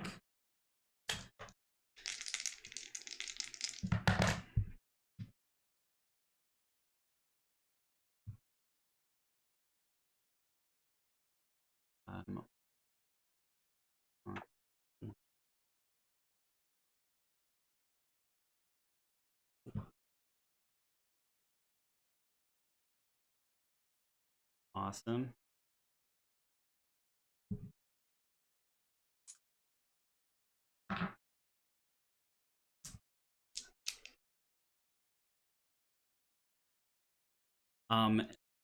Lairdris seems to see it coming, and you see him kind of grit and grin, and he moves in a lumber. He's fairly fast for his size, but he has his eye on the prize and doesn't even move out of the way as the poison hits him. And you can see him stumble and kind of take it, and then like shrug off the poison afterwards. And he takes some damage, but seems to still be up and going. Orlith didn't roll super well. Hold on a second. Get this down.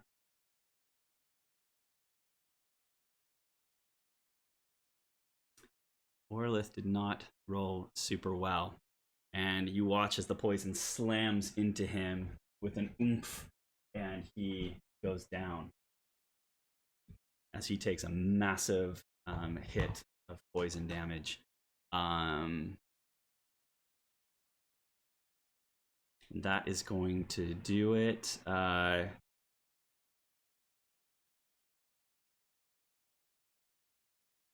Yeah, that's going to do it.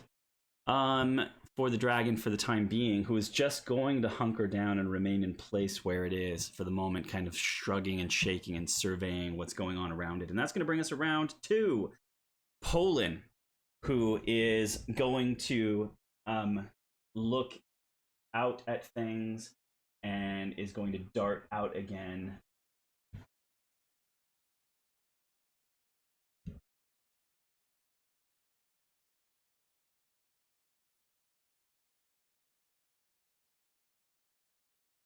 She's going to run up to the top here. And she's going to be kind of run up to the cage and be shocked to see it sort of kind of hanging open. Pim, you see as Poland kind of appears in front of the cage, and looks down at you there, and kind of reaches behind and pulls out a bag that she's got. And she reaches in and pulls some stuff out of it. She says, "Hey, found some things around the corner when I was scouting around earlier." And you can see your spear kind of come tumbling out of this bag that she has. I'm assuming something here is yours. And it'll only take you just a second on your turn to gather up your things again here as Poland kind of ends up there. What's with her?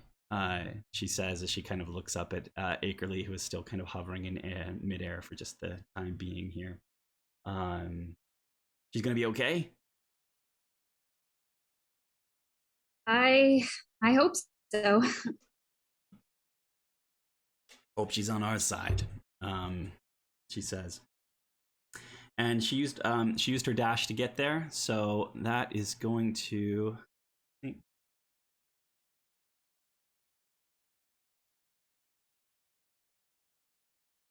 Oh, and she gets a cunning action as a rogue, so she'll have used her bonus action to dash.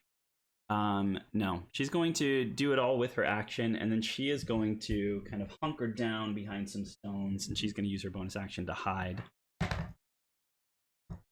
Okay, and that's all we need to know for now from the people in the room. That's going to bring us around to you, Pim. Okay, I'm gonna gather my things. Okay. And then the cages are open. Like I can move from my cage to Akerly's cage. You can move around, yeah. Yeah. Okay. Is she still in an avatar state? She is still, for the time being, her eyes seem to be kind of bleeding light as she kind of hovers in the air above you ever so slightly. As you kind of pull her cage door open.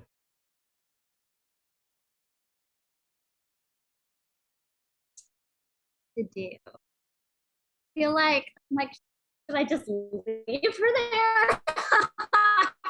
I feel like a floating atomic bomb at this point. I feel like I should just leave What do you do with that? I'm like, what do I do without her? Just I am going to and just start talking to her, like try to kind of snap her out of it. So I'm gonna walk over and just start saying, Akerly, what's going on? Okay. You do. To see if I can get her to You looked. You were like, "Whoo!" as the cat came into view. That was hilarious. So you begin to kind of reach up and sort of touch and grab, kind of try to give her a shake in the air. And as you pull on her, she's levitating in the air ever so slightly. You grab her. She's immovable. You actually can pull her down kind of to the ground, so her feet are kind of on the ground, and she is standing there and is sort of staring at you. She doesn't respond yet at this point in time, and just seems sort of lost in whatever is happening. You still see the ribbons kind of moving around and laying themselves down across the skin of her face and down the skin of her neck and beyond things, and kind of laying down, becoming almost tattoo-esque looking, and then sinking away into the skin. And it's all still a very active process for the moment. Then I am going to just kind of position myself in front of her. I'm going to pull out my spear and I'm going to hold my action. I'm going to kind of stand guard. If anybody comes our way, I'll attack. Okay. But I'm going to stay put for a minute. Sounds good. Okay. So we'll have you there, and that is going to bring us to Bitsy's turn. Bitsy, you are strapped up on the table. Yep. Can't use magic. Don't have weapons. Can I make light conversation with those around me? You begin to do a stand-up comedy routine, but on your back. As you are up here. I think you can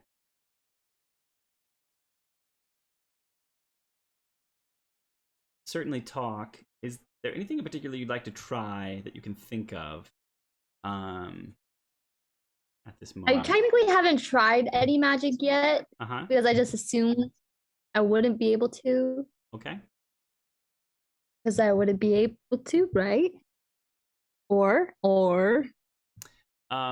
So spells, I had mentioned to you that spells earlier, and I couldn't remember if you had tried or not, but I had kind of hinted that spells seemed to be kind of out of your grasp. You're not sure if all of the features that you have available to you, anything involving sort of casting sort of Oh. supplies or like material components or anything like that, like, you know, movements of your hand, etc., are things that seem to be kind of being drawn away from you at the moment. But I don't know. Yeah. Just your spells seemed to feel far away from you. Anything else you can think of? What about my Kaima? Kaima wise, does that draw on my magic or like magic within the Kaima? As far as you know, it's in the Kaima. Because Cerulean takes just a little kind of nudge of will to enact it. So question then. Okay. I know we have 2 spells, but I only have 1 listed, so I don't know what my other one is. What's the one you have listed? Toll the Dead. I could try Toll the Dead. Let me look it up.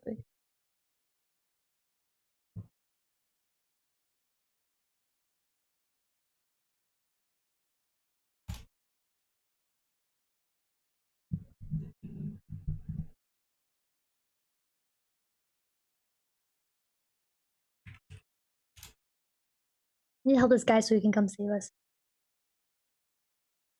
Pull that spell up again. Can I point at our draconic friend? Can I like move my hand in a way where I can point at him? I am trying. You didn't write down the second spell. I'm trying to remember what the other spell is. I can't remember.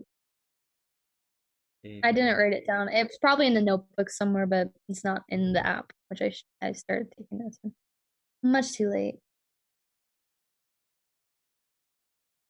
I think I have it written in another note somewhere. You all have your 2 spells listed? What do the rest of you have? I took notes on mine. Listed as well. Gotcha. Let's see. Britt, were you the one that had Sacred Flame? Yeah, I have Sacred Flame and Okay. Detect Magic. Okay. And then Toll the Dead, probably your other one would have been less attacky, so I'm assuming Toll the Dead is the new one you got. Bitsy. Yeah, it's the one I started recording. Right. So the other one, and I can't remember. I feel like, did Pim end up being the one that got like Cure Wounds in his? Is that the one you have written? That was the second. Gotcha. So I'll have to go back through my notes. That's fine. I can probably just use. I'll just go ahead and use Hold the Dead because our Kaimas are still on us, right? They can't be removed. Right. Yeah. So I'm gonna go ahead and try to use one of those slots then, and go Toll the Dead. The target must succeed on a Wisdom saving throw, or take 1. If the target is missing any of its hit points, okay, we're gonna go for that. It says succeed on a Wisdom saving throw. Is that going against my spell attack?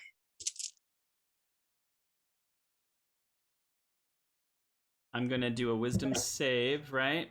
And they just take damage. So, hold on 1 second. Wisdom save.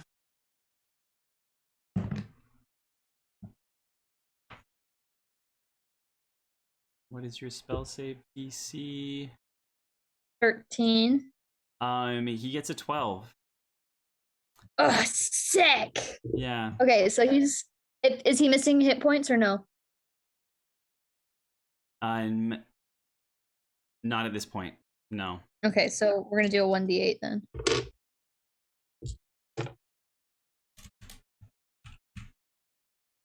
I rolled a 2.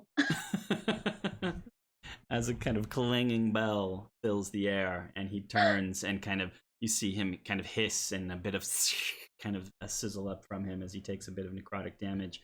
He kind of glares in your direction. You see Sebek behind him, shaking off a bit of poison.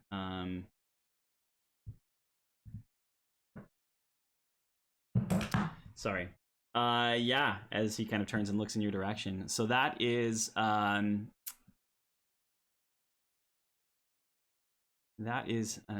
action on your part.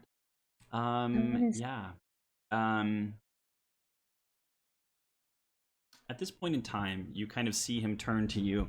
I think probably after having seen this spell go off, feeling that it's really the only thing you're able to manage to do, and seeing it do what feels like very little to Utrek is a bit disconcerting.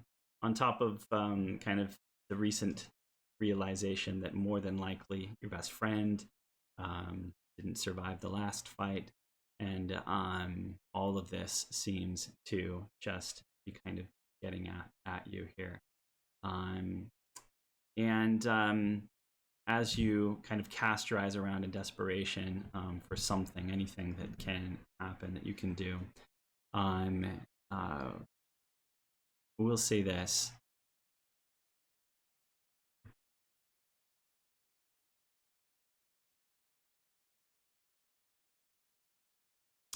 We will say this. We will say that your eye similarly alights on the symbol of the tree of House Melanet on the gate, and your mind is drawn into it along with the magical energy that is focusing its way into that space. And it's drawn into the gate, but instead of being drawn into the form of the gate itself, it seems to be drawn into this shimmering field of energy that is filling the middle of this portal. And as it does, you're drawn out of your body and away, and you seem to kind of pass right to the far edge of this shimmering field.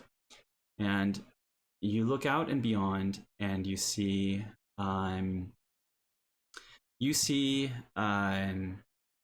several forms, small and nervous looking, standing in what appears to be an anteroom of some kind.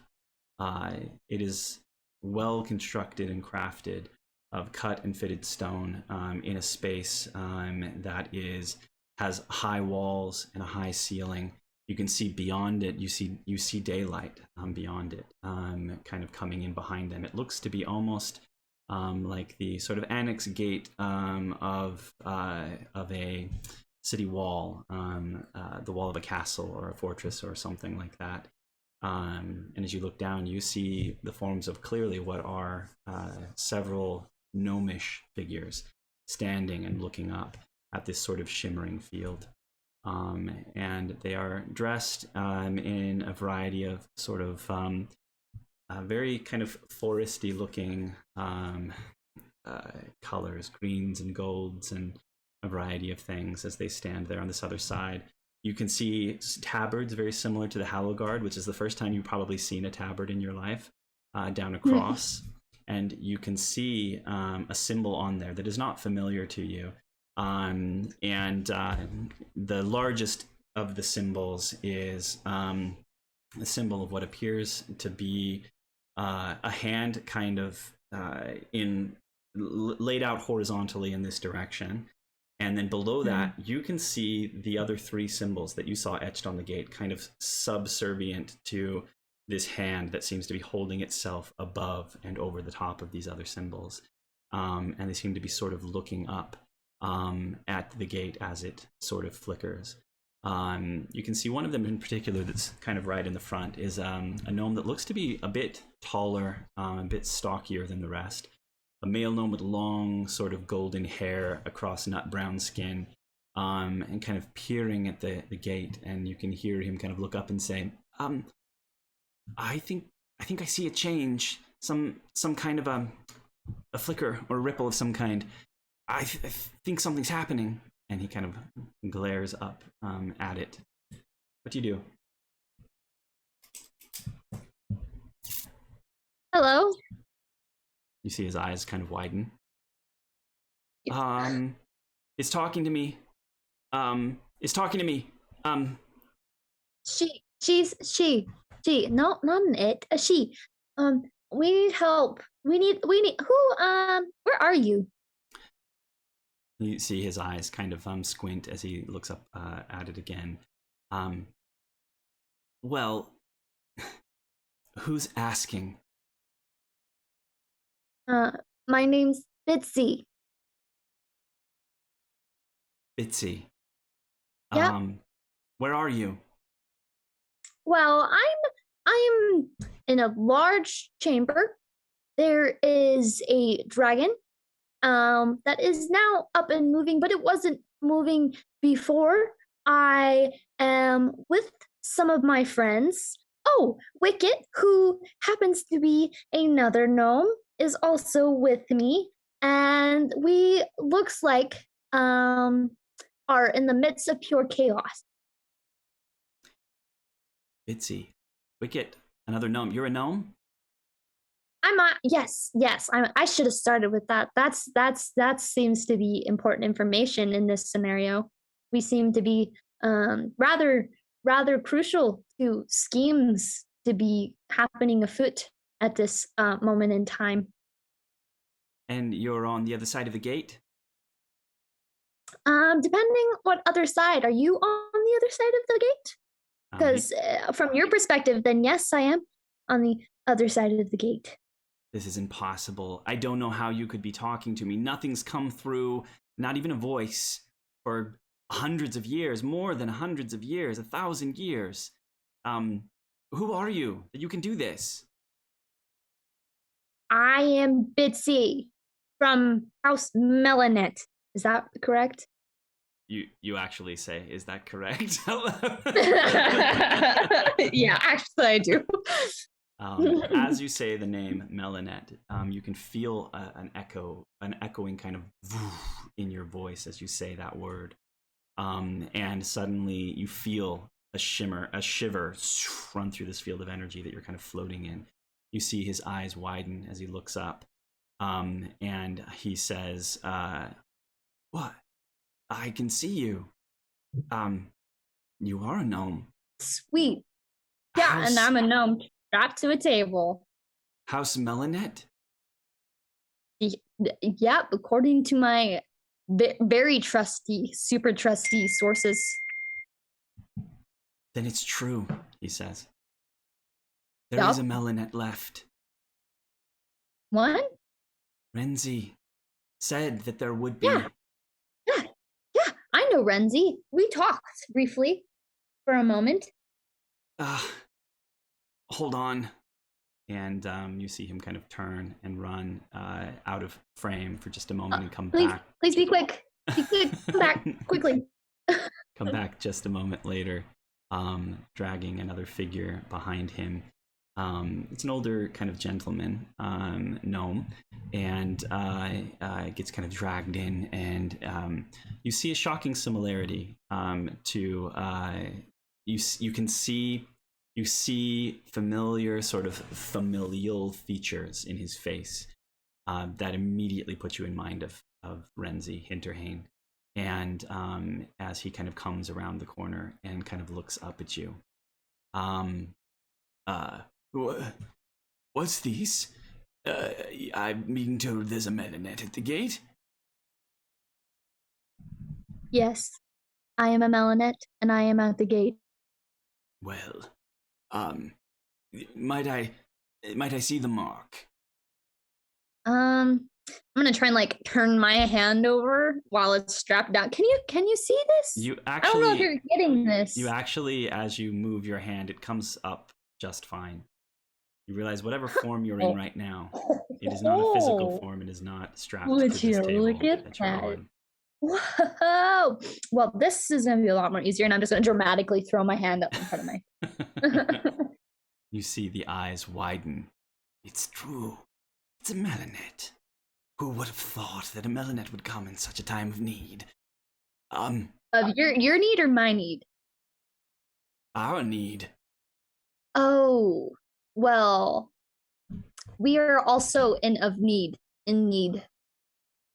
Well, we've got a bit of a problem here, seeing as you're there and I'm here. Kind of turns and looks well, down. What's going on with you? Excuse me. We are sustaining a prolonged attack from an utterly evil source. Two sources at once. One is coming from this gate, and one is coming from another direction. The other direction, we are certain, is Kuamel in nature. We recognize the vile, odious signature of Mythic.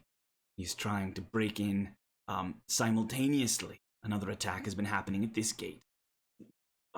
I'd be honest, we've spent most of our time paying attention to the other gate. Mythic has been a problem for a long time. But suddenly, very suddenly, this gate seems to have weakened dramatically. Excuse me. Okay. So we will do our best to guard this gate. Okay, focus, Bitsy. Important questions. How do we protect this gate? It is being empowered in such a way as to thin the veil in the gate, and we are not sure. Do you know what's happening on the other side? What have they done? Quite frankly, I'm quite close to the problem, so I can, so I'm strapped to a table, with many accords. I think they're draining some sort of life force, magic force, some force from me and my friend and my newfound other friend, who all happen to be, I think, from houses Melnet, Kuamel, and Hinterhain. Hinterhain, right? You would have you were told that her name was actually Dolome. Dolome. Tumble's last name. She introduced herself as Arrow Bionthine Dolome. She calls herself Tumble, but she's House Dolome. Yeah, and Dolome. As I'm being fed new information, and I think that might be something to do with it. I'm just connecting context clues here. Three of you, each from one of the houses of magic, are all opening the gate together.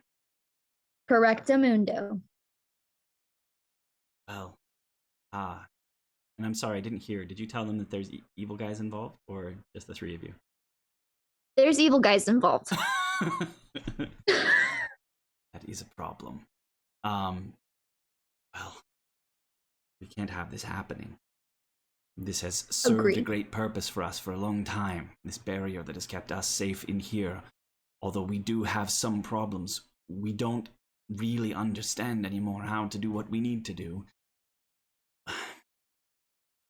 I can send someone to help you. Someone who can help us get the gate closed? Because I think the bad guys want to get through the gate, and if they want it, it's probably not for good reason. Someone who can help in some way, maybe small, but maybe a small way will be enough.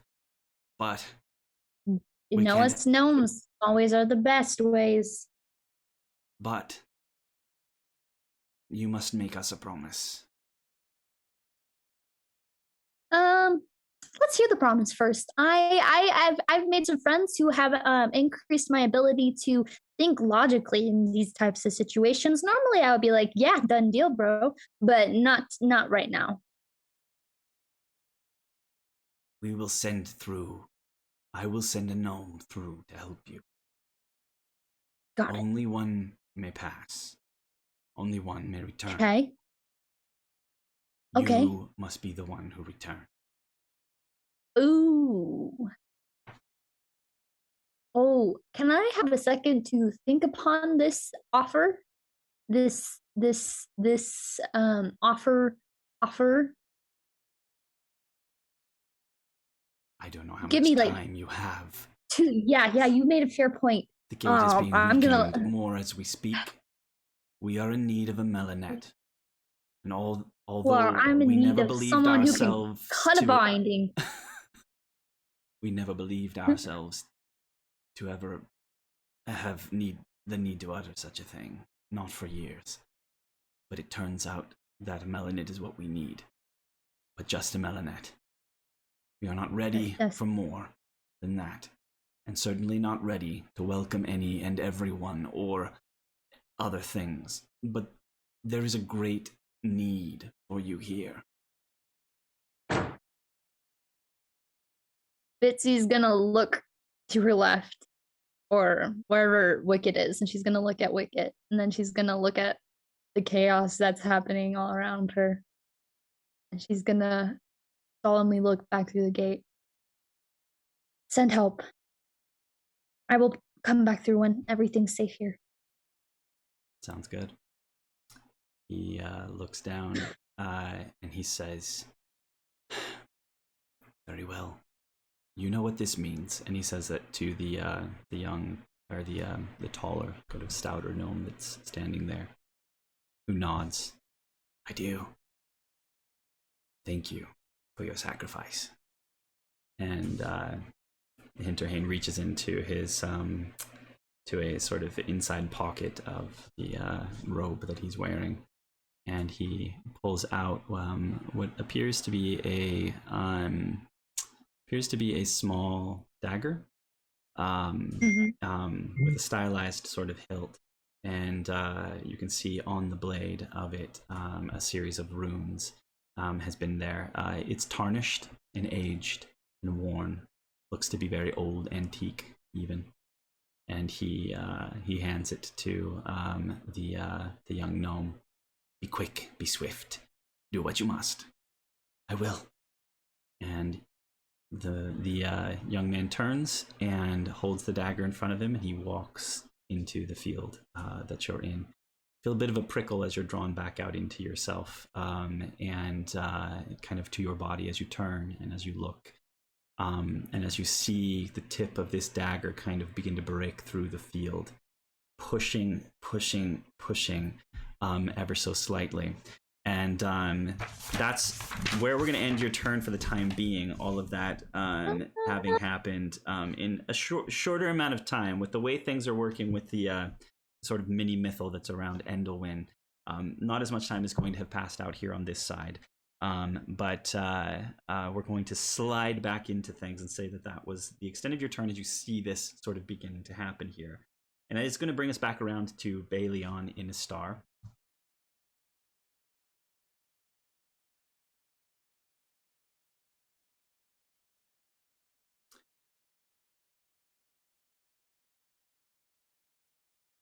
Who is going to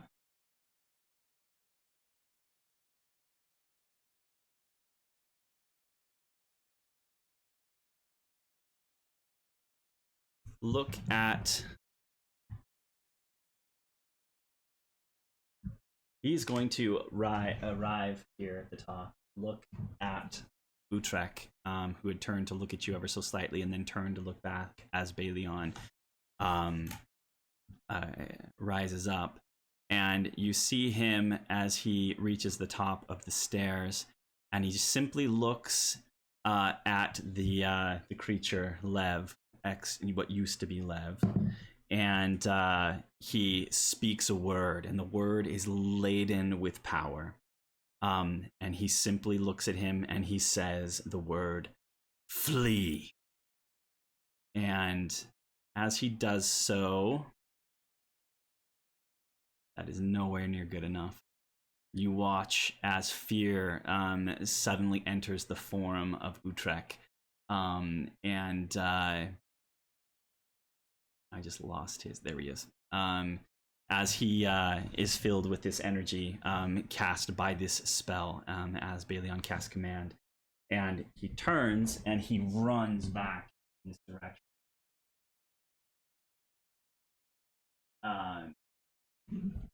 Actually, I think he actually does it on his next turn. So hold on one second. Oh, where'd you go? There you are. On its next turn. So this next turn, it will need to do such a thing. And at that point in time,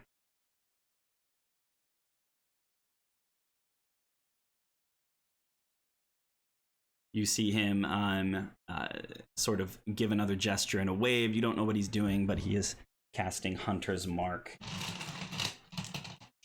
He turns and he casts Hunter's Mark as he looks out across at the dragon in preparation for what is coming. Let's see. It is 8:12.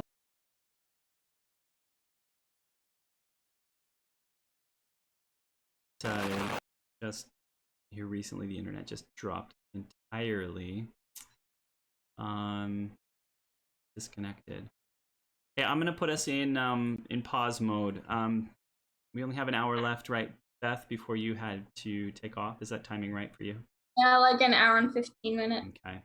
Let's just pause for a minute. I need to use the restroom real quick, and then we'll see how the stream does here in terms of this internet issue that I'm having here. I'll double check and see who's on the internet, and if they can pause for a minute, maybe that'll help. So My internet's still up. Right, and it might be partly my computer too. It's been dropped. I think the adapter has got problems inside of my computer because it's just randomly dropping to nothing lately. And so it could just be me, but I'll double check and make sure that like Eli's not online on a video game or something, which he probably is. So anyway, we will step away for just a few minutes, use the restroom real quick, and we'll be back super quick.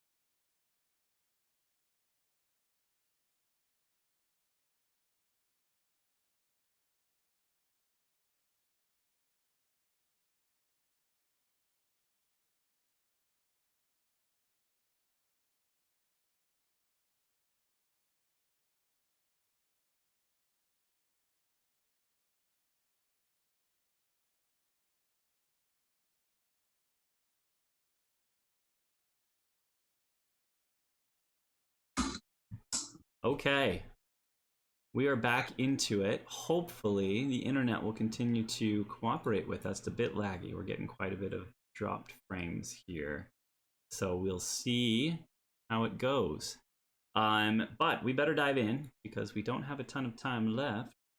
And there we go. And we've got ground to cover. So at this point in time, right after Bitsy has this bit of an interaction, Endehlywn yells his command word, marks his prey, and then it is Igreme's turn. And Igreme is going to be watching what's going on, and he is going to run out. He's going to dash out to where Oralith has fallen on the ground. And you see as he kind of squats down and he pulls a vial out, kind of a reddish liquid that you all are familiar with as a potion of healing. And you see him kind of pouring that down Oralith's throat.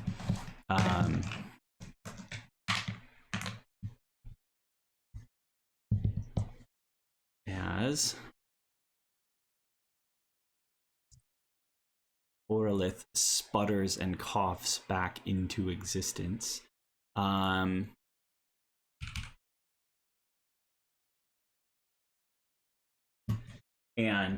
Igreme prepares to sort of drag him back kind of off the field.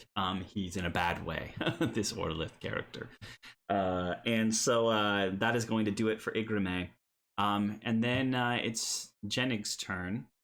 The dwarf that you saw kind of run off at the very beginning is going to be running towards the dragon, having seen what had happened, and then realizing that he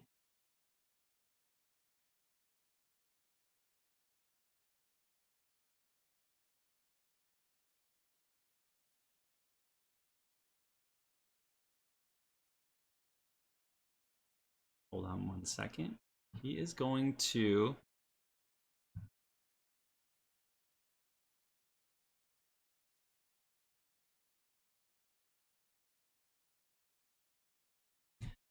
run 25 feet.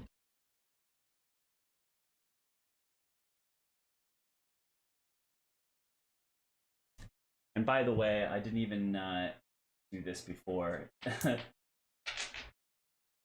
These other kobolds that had been there all were in the line of that poison that came spewing out of the dragon's mouth, and so they did not make it.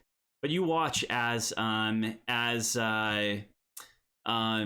seems to reach into a pouch, pull out what seems to be some sort of powdered metallic material, kind of whisper something in kind of guttural and kind of and throw it up in front of himself, and it kind of casts down around him with a dark shimmer. And you watch as he explodes in size, and you see as he grows double his size and he broadens out. He grows to something near 7 or 8 feet tall as he runs in the direction of this dragon, and is kind of on the tail of Lairdris there, on his way into the fray. And that is going to be everything that he can do for this turn. And you can see that he seems to be just keenly focused on getting to that dragon at all costs and being prepared. You see a great axe kind of be pulled down and into his hands as he's running in this direction. So, and that is going to bring us to Akerly. Finally, I got through to you at the as seeing as you had rolled a 3 on your initiative. Believe it or not, Adam of the Deep rolled worse than you did. So, the red thing on the dragon, BT dubs, is Baelyon's hunter's mark to remind me that Baelyon marked the dragon a moment ago. So, okay, Akerly, you lost in your own mind as these spells swirl through you, hearing this sort of scream of the Oath Taker as he seems to have been in great pain at the moment that these spells burst out of you. You're lost in a bit of a swirl of energy, and you find yourself in kind of a cool bluish white space, And in that space, you are just sort of drifting and kind of looking around. And then, as if exiting a sort of mist or a fog, you see the Oath Taker step forward. He is not in his robes. He's in a bit of a sort of simple sort of linen outfit. And you can see that his hands are now free. He does have hands. Before, they were always sewn up inside of his outfit. But his arms are thin, almost emaciatedly thin. His hands look delicate, his fingers long, almost just bones. He sort of steps forward and kind of looks at you and kind of nods ahead at you and says, "As I said before, I am sorry for what has happened here. I did not see any other way, and I did not have time to properly introduce you to the idea of what was taking place here."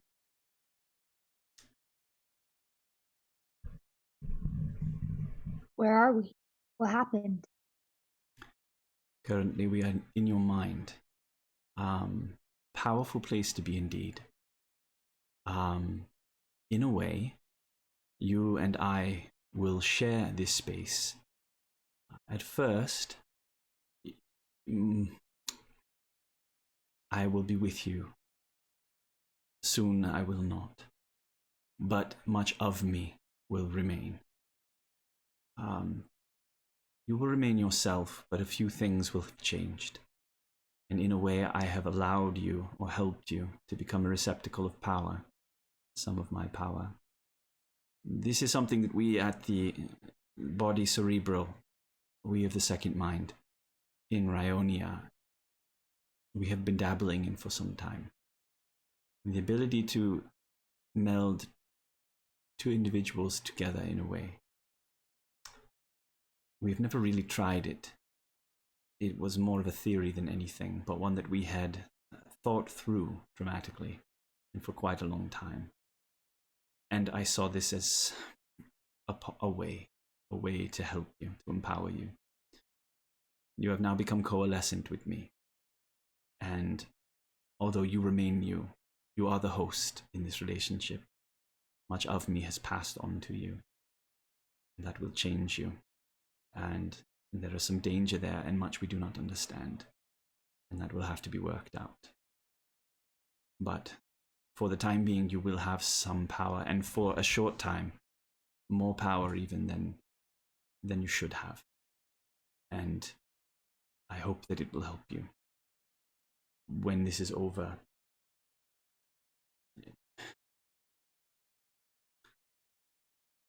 well,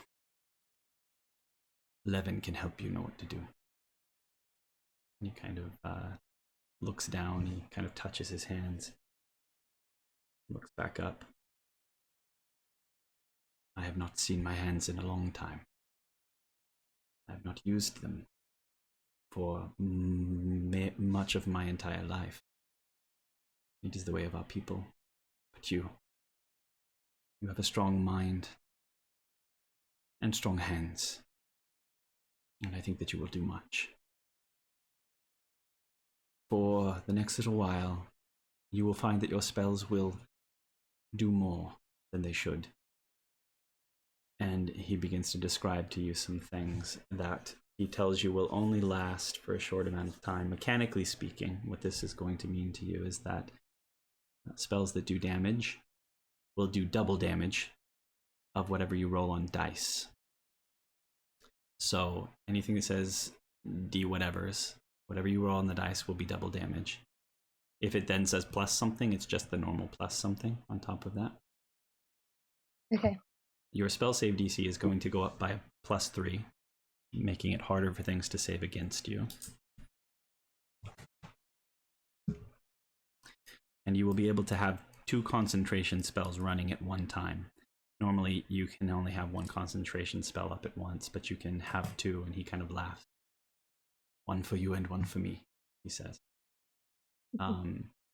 and you'll also have advantage on saves to make concentration checks. So if you ever take damage, you have to roll a dice to check and see if you maintain the spells at all. This will help you for a little while. It won't always be this way, but for now, at the early stages of this coalescence, this will be the case for you. I hope it does not damage you in any sustainable, long-term way. I think that we can work this out, but I am sorry. And he turns at that point and says, "Oh, good.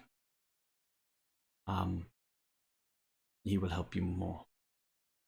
For now, I am tired, and in order to preserve the time that I have with you, I'm going to rest for a while." And he sort of fades back and away out of the mist. And you come to yourself on the ground near Pim, and you can see running up the steps and sliding to a stop in front of you, you see Levin looking at you, eyes wide. And as he looks at you without anything moving, you see his eye flash, and he says, you hear his voice in your mind, "Is it true? Is he gone?" In a way, he is. But he's still here. The fact that you can hear me means that in some way I am bound to you now. I will do my best to help you.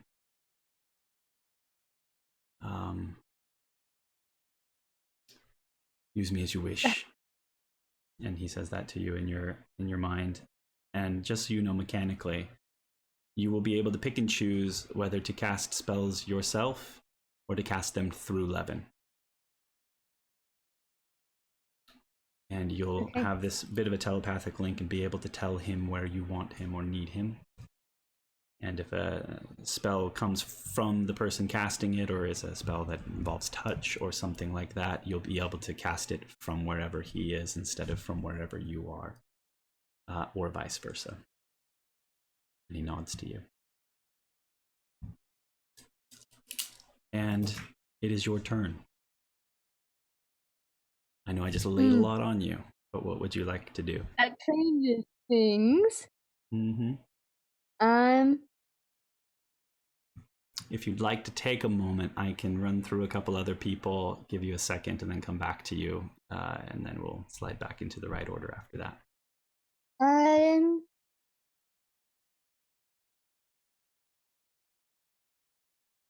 I can cast things through him, but I can't cast twice, not technically. No, you would have to choose either to cast them from him or from yourself. All right.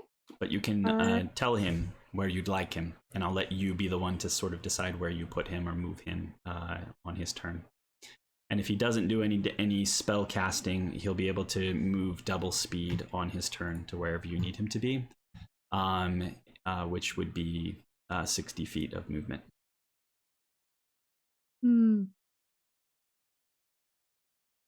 Okay. And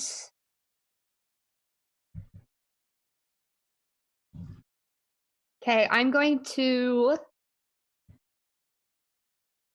I'm guessing Pim is there while all this is happening. I'm gonna gently grab on his shoulder and move past him.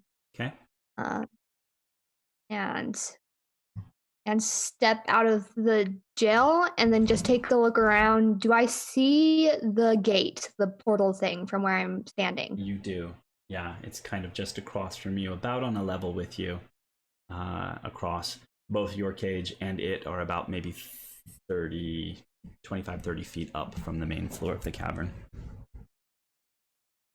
And if I do like a check on it, like just to see what I know about it, is that my turn? Would I not be able to cast any spells? Nope, you could roll a check real quick. That's fine. I just want to see if it's like,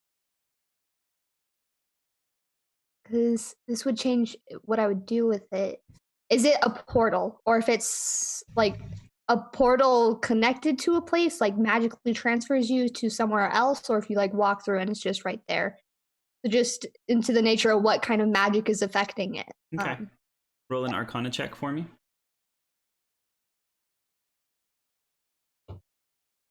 27. Awesome. That level 15 Arcana check is rocking. Yeah, you look at it and you understand sort of to a degree what's happening. You see the symbols, you see the signs, you see the shade of the magic, the colors involved at play, the substance of the field of energy between it, and get a sense that it is a bit of an arcane gate, which means that more than likely the other end of it is whatever's on the other side of the gate is not in space, just on the other side of the gate. It's not just beyond the wall. It is traveling some distance when you step through this side of the gate and come out the other side of the gate, but probably not a forever far distance, if that makes sense. Somewhere within maybe, somewhere for sure within maybe a mile or so of where you find yourself now. But there is a bit of a distance, a bit of space between where this gate is and where the other side of. Is that what you were looking for? Yes. Okay. You also do get a very strong sense that the gate is blocked. You can sense the aura of the energy off of it, and the gate is very firmly sealed. At this point in time, with very strong magic, but you get a solid sense at once of what is attempted to be being done, and that it does seem to be weakening in the area of the gate. But you get the sense that this also is that the shield, the seal, is not just the gate, but extends outward into the walls around it and beyond in some way as well. Okay. Okay, I'm going to then step out, look at the dragon and the Talaru. Mm-hmm. And quickly say to Levin, our primary responsibility is to protect everyone in this room, but if that gate drops or opens up in any way, I need you to get over there as fast as you can, and cast a spell for me over there. But right now, I want you to head to Talaru, and then I'm going to try and get 60 feet within this dragon. And I guess for flavor, okay. After I finish explaining this to Levin, I grab my stuff from Poland. Okay. She has my stuff. Mm-hmm. So put on my satchel, grab my sickle, which is now enchanted. Right. But as soon as you lay your hand on it, energy kind of flows from your hand out and across the hilt and the blade of the sickle. And I say my word, which I don't remember. Okay. Nala or something? Nuara. Nuara. And call out Dawn. Because she moves faster than I do. Right. So you reach up, you pull your necklace off, and you hold it up into your hand, and you speak Nuara, and you feel additional power in the word. You understand the word more than you've ever understood it before. The language that it is a part of, a language of wizards, of arcana, of intelligence, of study, suddenly means so much more to you than it did before. And you can feel additional energy push out into it. And you hear a bit of a chuckle in the tone and voice of Oathtaker Losent as Dawn bursts forth from this necklace at the edge of the space here, and bursts forth and out into open air. And as she does so, you watch as large, angelic almost, white wings spread out from the sides of Dawn as she bursts into the air, falls just briefly, catches herself, and begins to beat these sort of eagle angel wings on either side of her as she kind of turns and kind of finds herself hovering in the air before you, looking shocked. And you hear another voice in your head. You're going to have to wrangle with all the voices in your head at some point. Did you do this to me? I don't even know, but you look awesome. I feel awesome, she says. I can fly. And she kind of does land know, up, that's awesome. kind of in the air in front of you. Oh, that's Is it cool. time Okay, to I do this then? I shake it off. It is. I need you, but we need to be careful. You need a ride? I could use one. She kind of comes near. I don't know if you want to get on her or not. Yeah, I'll get on her. And you see the saddle of the cavalier in its place upon her back as she kind of comes over and lets you kind of hop and leap up. And Levin is already off and running in the direction of Kalaru, getting pretty close to. Are those the ones you're talking about over there? Yeah, I don't want him to get in. Like, I don't want him to get hurt. I just need him to be close enough that when I'm ready to cast a spell through him, that he can just get up close. He'll kind of I don't head want back over here, hurt. knowing he's squishy, and get behind this sort of rock pool of water over here and kind of hunker down in preparation if he can. Let me go grab a horse. Minnie, hold on one second. You have a horse, Minnie?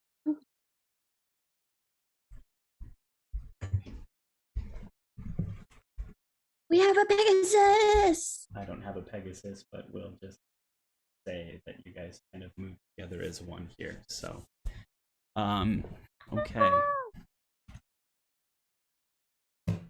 For the sake of this, we're going to say that Dawn has a flying speed of 60 feet. Mm-hmm.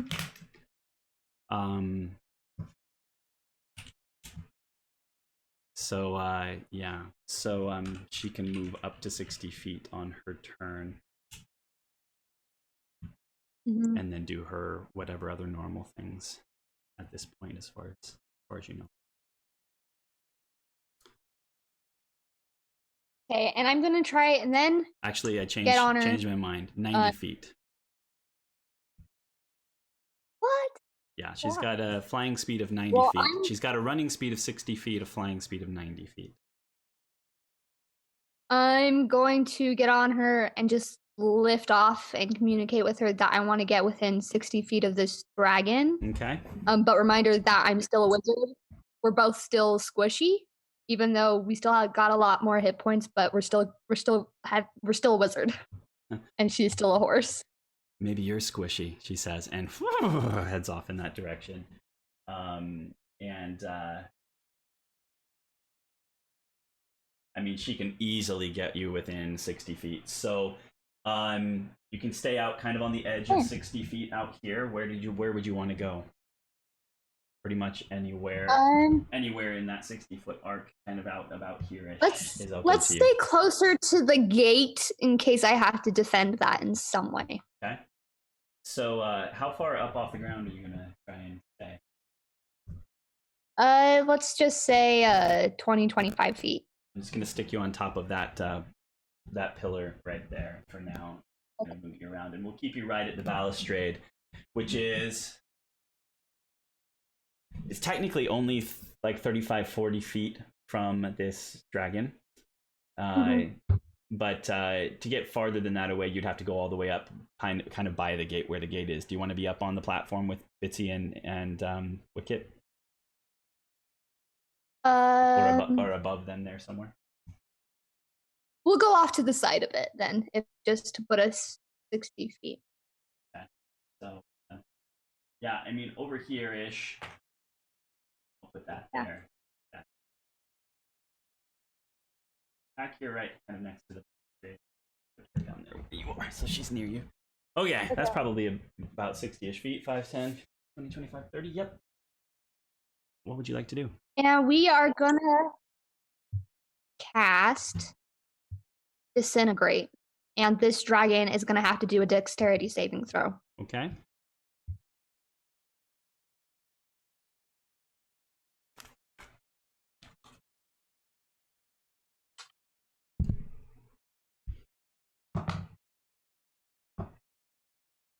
an 8 plus 6. And does that spell save DC +3 add to my save to see that he's trying to match? Say that one more time. Is that a different thing? Say that one more time. Oh yeah, it does. The spell save DC that Losint gave me +3. Does that apply to this? Yes, that The applies. DC That does apply to this. Yeah. So what's your normal spell save? Well, I'm not telling you till after. That's the rule. Okay. So yeah, he rolls. He actually only rolls a 14 altogether. He had to beat a 21. Yeah. He definitely didn't do that. Cool. So I point a finger at him, cast this spell, and I actually, for flavor reasons, I'm going to speak Draconic at it. I don't even know if you can hear me. Speak Draconic. I am going to stop you real quick, though, before we get too far, and say that he's actually going to use one of his legendary resistances to automatically succeed that saving throw.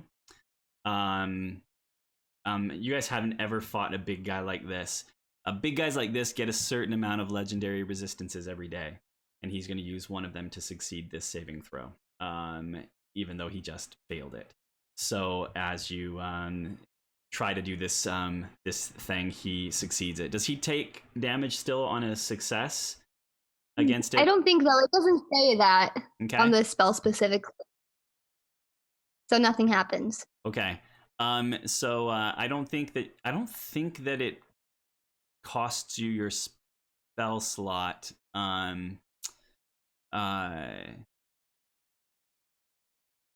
Yeah, I don't think that it costs you your spell slot at this point. So if he just auto sort of succeeds it, so don't worry about that. Okay? But it will cost you an action to kind of begin to do it, and you can see him as actually, you know what? It would, I think, because I think what happens is he shrugs off as he resists it. So the kind of sickly ray of energy would go out to you, from you in that direction, and you would see it slam into his spectral form, and the spectral form flickers. His bones ignite with green kind of light on the inside, his brain kind of into prismatic light as he kind of washes around and then back and out behind him as he turns and he looks in your direction. What is this? He says across the way. Real power in the room, I see.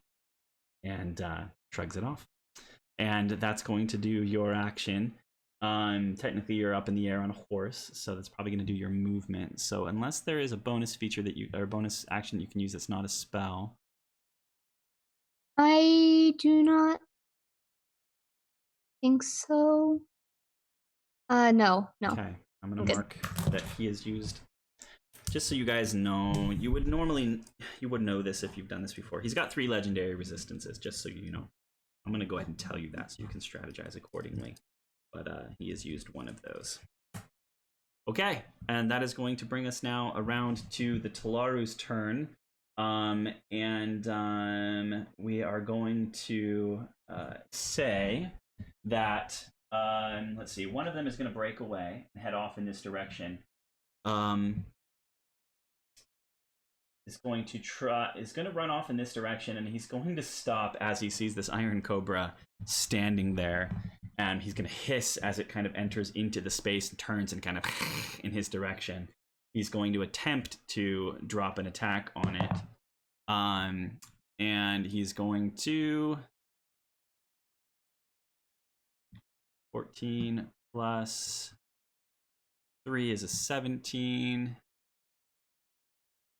Which does hit its armor class, but it is piercing damage, and the cobra is immune to piercing damage. So it just kind of dink and kind of shatters off of it as he stops there. Another one rushes up, does the same thing. For the sake of this, it doesn't matter. They're not smart enough to understand what's going on, and they stop there. The rest of these guys, I think, are going to kind of turn as one and swarm in the direction of this giant enlarged dwarf that is raging there, and they are going to. And I'm just going to do a fudging of numbers. If no, as a group they roll a 2. So they begin to kind of pick and peck at his legs, his enlarged, engorged legs, as he's kind of running, and he's kind of kicking at them as he goes. But it's not really slowing him down all that much, for the time being. So that is going to do it for them. At this point in time, where did you go? There you are. Several of you hear a goosh, goosh, goosh, goosh, as a form comes rushing up in this direction. And Utrek hasn't moved yet. So before Utrek can act on the command he was given, Adam of the Deep comes running in and slams into this guy.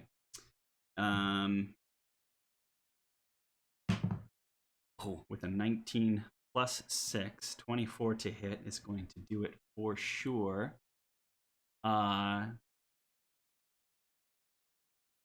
You hear his voice, Wicket, from the side of you scream out, "You took the Arkham Vey!" as he slams into this creature, dealing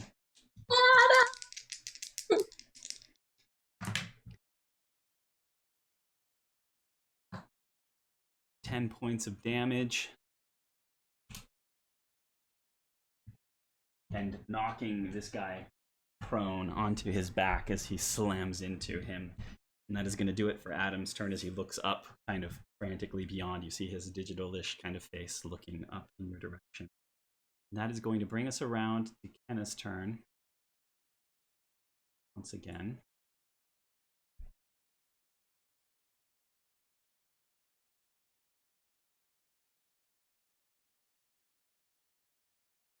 Who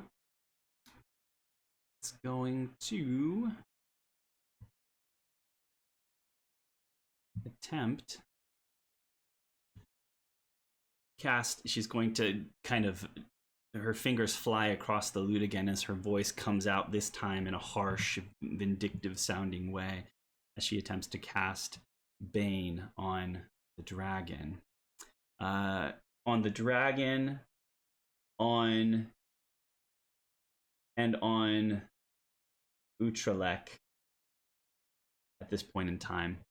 We need to make charisma saving throws. Natural 1 for Utrek. That is a 19 plus 8, 27 for the dragon.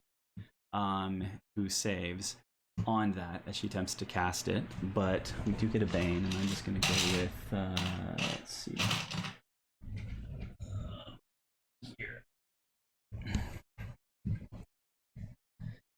And, let's see, she is going to,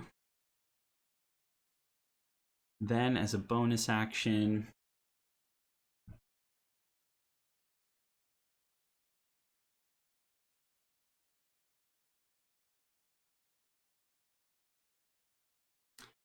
you watch as she moves her lute down and moves into almost a dance of motion as she spins around, just her voice kind of lilting through the air, and it kind of trails out of her mouth as she spins and weaves its way around her in a way that then kind of becomes this shimmering form, and suddenly she's standing there, and the humble sort of linen dress that she was wearing before has become the most unspeakably beautiful gown that you have ever seen in your life.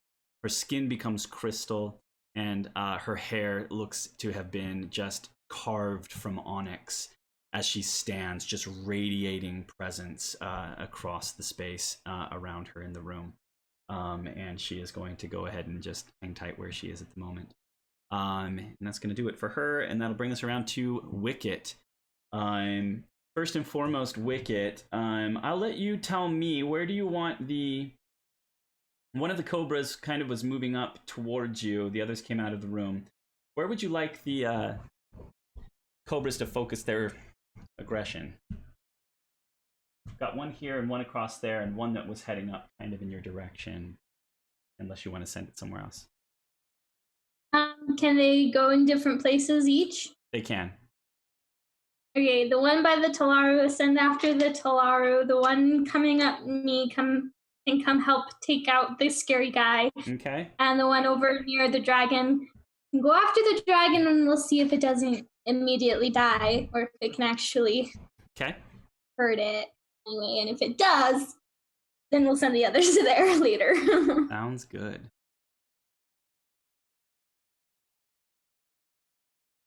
Okay. Lashes out and makes an attack at one of the two Talaru here. 13 plus 5 is an 18. That is definitely going to hit. Takes 6 points of damage. And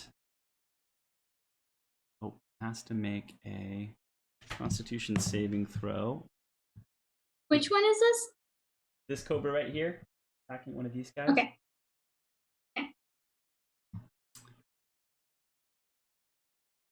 And it does save. Roll the natural 19. So it saves and nothing else happens for the moment. Right. The other one is going to head over and kind of lash out at the foot of the dragon and roll a 7 plus 5.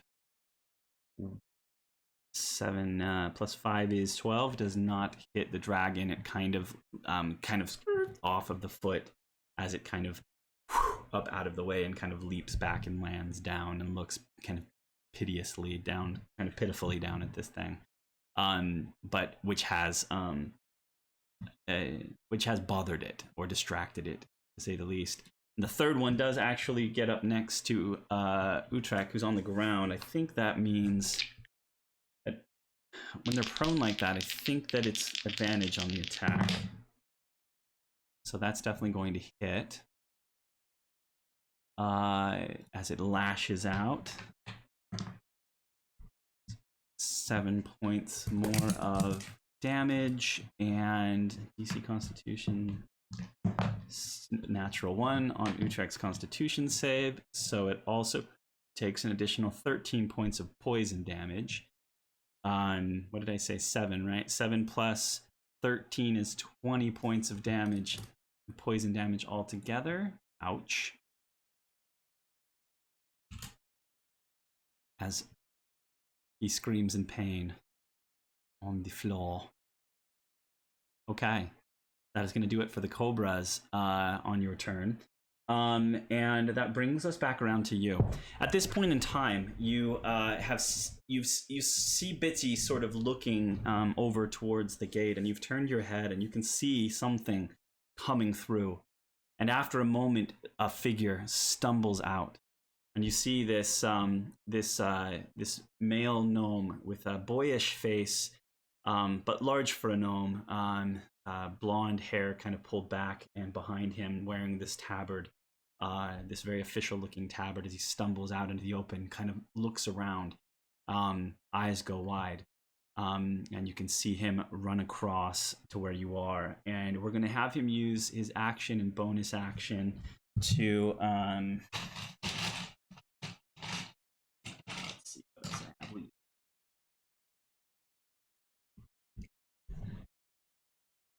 His action and his bonus action, he's going to take into consideration very quickly what's going on here, see the power being kind of drawn up towards the gate, see that you're bolted down to the table, but you also have these things with your power coming out of them. He's going to immediately use his action to pull the sort of electrode-y things off of Bitsy's hand, and then turn to use his bonus action to do the same thing for you. It's easy enough to kind of rip them free, Wicket, as suddenly your hand becomes free and your magic seems to not be as big a problem anymore. If you have a spell that does not require you to move your hands around, which would be somatic, is the S. So if it's V or M or VM, then I'm going to go ahead and say that you'll be able to cast a spell from this position, even being kind of down the way that you are. But if it's something that requires you to move your hands, then you're still in a bit of trouble for just a moment, because he used his turn just to pull the electrodes off of you. As you kind of gasp and feel your magic stop siphoning away from you, you begin to feel power build up in your hand again. You know what I'm going to do, actually? Because it's awesome and it makes sense to me. I'm going to say as soon as that goes away, the cuff of power around your hand, the air shatters around your casting hand, and as it does, the steel the iron that's holding your hand down shatters and breaks off, at least on that one side, and your hand comes free. And so, have at it. Whatever you want to do in terms of magic, you can do, or you can use your turn trying to get yourself free in other ways, or just cast spells if you'd like to. How far is the dragon? From where you are,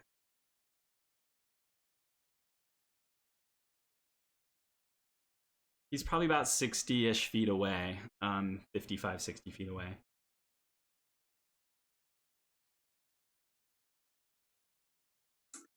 Scary is closer, and if I hit the dragon, then he might try and hit us back, and we're still strapped down. So if I'm gonna hit someone, I should probably hit the scary dude that's on the ground. So I'm going to cast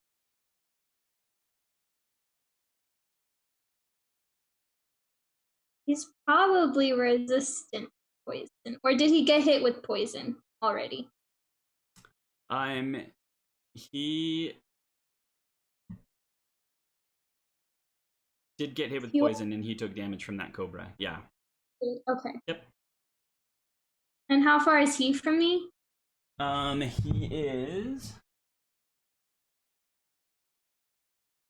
15, 20 feet. Okay.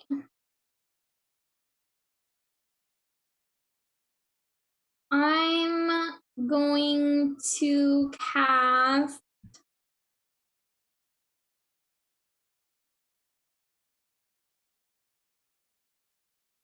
Okay, that is what I'm gonna. I'm just gonna do my cantrip. Do firebolt at him. Okay. Which is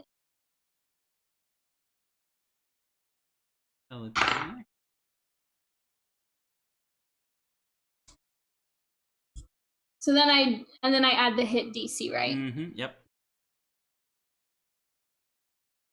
16 to hit. 16. His armor class is 15, so that hits. Okay. And then 1d10. I think this is my d10. Yep. 5 points damage. Okay, 5 points more of damage. Oh, I should have probably... I think ranged attacks, melee attacks...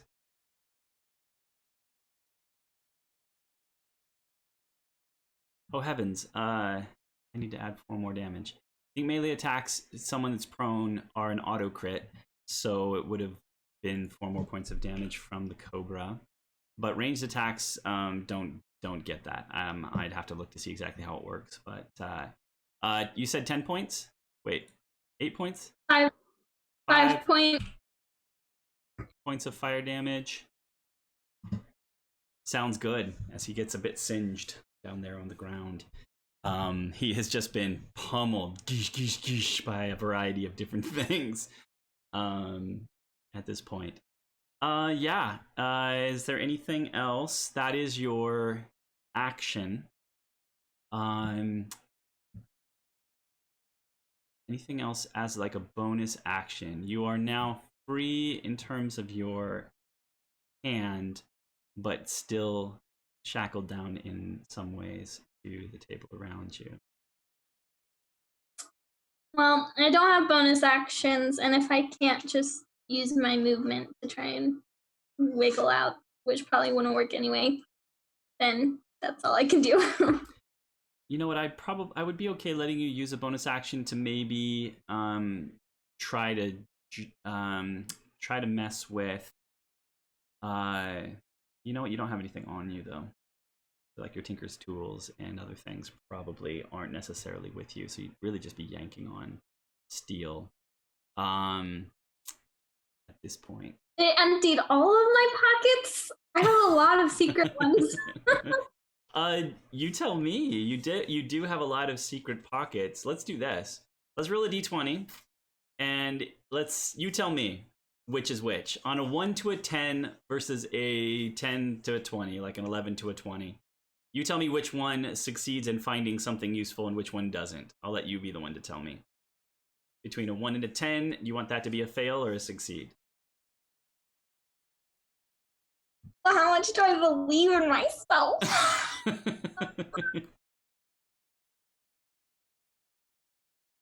We're gonna say 1 to 10 is...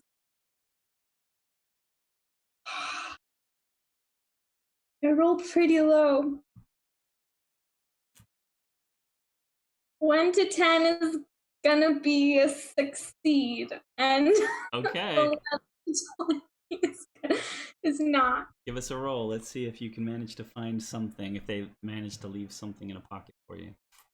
Please roll bad. You said 1 to 10 was a succeed?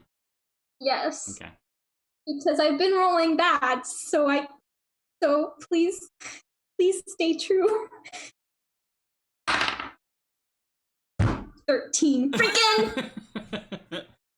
You poke around with your free hand, and they've done a relatively thorough job of pulling out anything that might have been useful in kind of prying or pulling at these metal things. So that's probably going to have to do it for this turn in the moment. So you hear a scream from down below you as the sound of Lairdris, which you do recognize to a degree. You and Akerly both met Lairdris also in Uranus. He is the one that tested you at the city on the way into Andromar. You ran into a half-orc who laid things out on a table and had you guys like pick things from a table. Did a bit of a almost personality test that had some magic involved with it.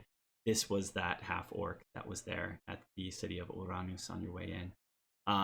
And you hear a scream coming from Lairdris as he's going to use his bonus action to rage.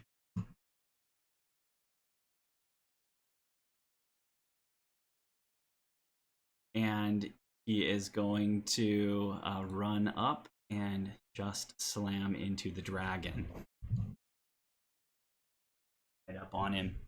You see him pull a great sword.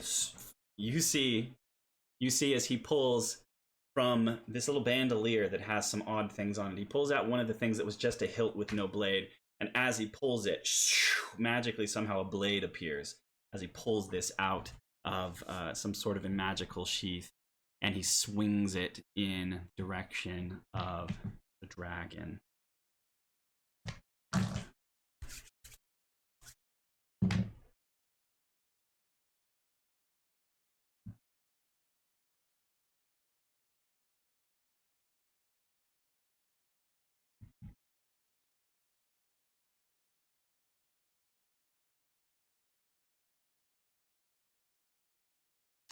And is going to hit. I was reading the properties of this thing to see this other thing work. That is going to deal.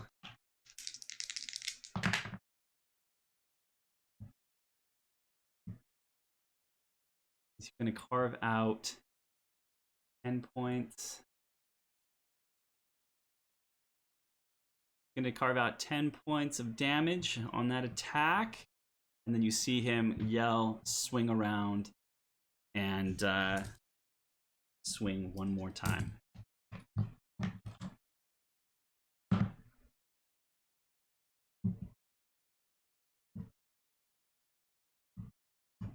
That also hits.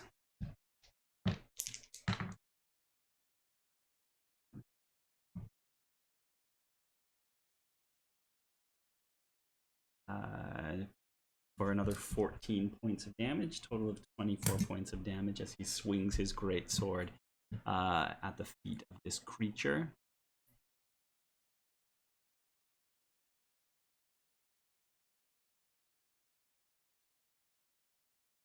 Oh, and I'm going to add 5 because he has a special feature called Charger that lets me add 5 more points of damage to the first attack that he did. So 5 more points of damage from Lairdress, and that's going to bring us around to Orlith and Sevik. Sevik, up on top, seeing Utrek on the ground, is simply going to run.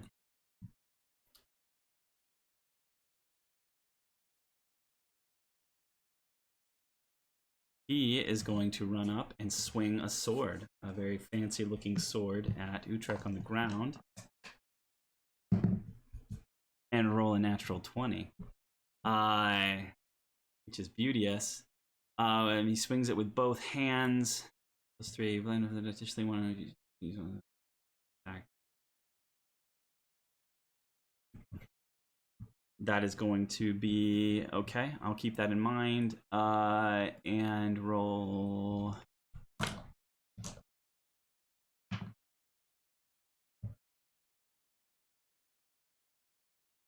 $12 points of damage with his sword against this creature. What did I just say? How much damage? 12, I think. Right. And he swings again.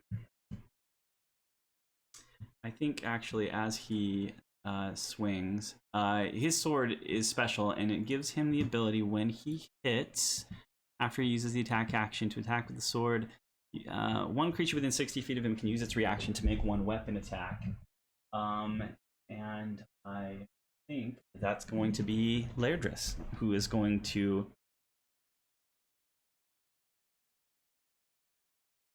never mind, be just out of range. So we're going to give it to Jenik, who's going to lash out at the Talaru that are around his feet.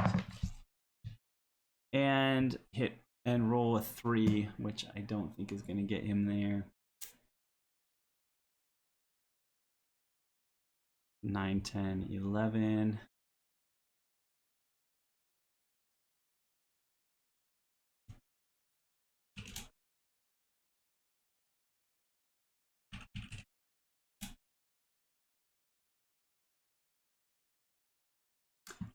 Which just misses. So, and then he will attack one more time. Another natural 20. I am not joking. I just rolled 2 natural 20s on that dice against this guy. So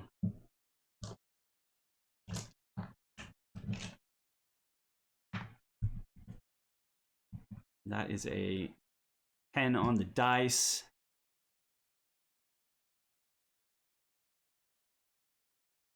Which is going to be 23 points of damage.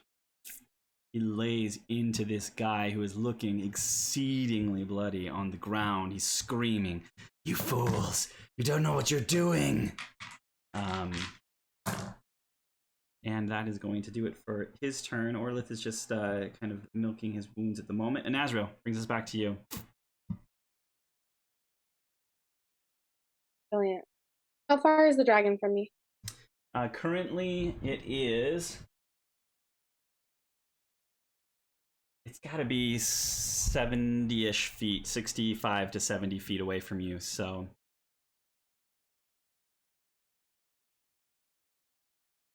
Where am I on the board, David? You're right There are here. too many You're characters. in the back. So you can move up and then do something if you'd like. I'd like to move up towards the column on my left Where that's closest to the dragon. Okay. Over here. Yeah, that one. I would like to start heading towards that so that I can kind of get closer to the dragon, keep everything in range that I need to keep in range. Okay. But have cover eventually should I need it.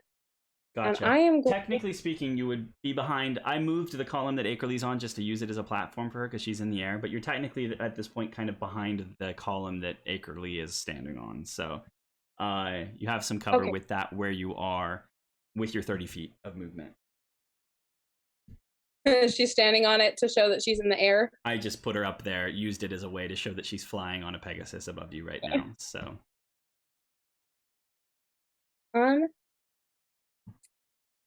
Sorry, I'm just checking the range on this spell. Not a problem. I am going to cast Chill Touch. Okay. Which has a 120 feet range. Sounds good.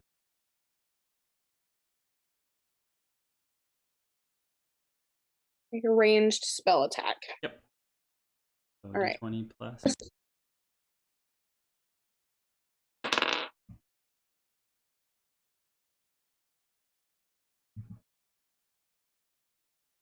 I have a 24. A 24 hits, yeah, definitely. Okay. I was really worried when you hesitated. I was like, oh no. How high is this armor class? And I'm casting it at the dragon. Okay. And on a hit, the target takes 1d8 of necrotic damage, and it can't regain hit points until the start of my next turn. Okay, gotcha. Till then, so a ghostly skeletal hand is going to appear in the air. Have that effect. The hand is going to cling to the target. Is the dragon an undead target? I'm smiling because Abby was asking me that behind the scenes here a second ago because she wanted to know it. So, technically speaking, it is undead. Sweet. It is more than just undead, but it is also undead. So if I hit an undead target, it also has disadvantage on attack rolls against me until the end of my next turn. Awesome. I'm going to roll a d8 here. Got an 8. Nice. Okay. And I'm checking one other thing.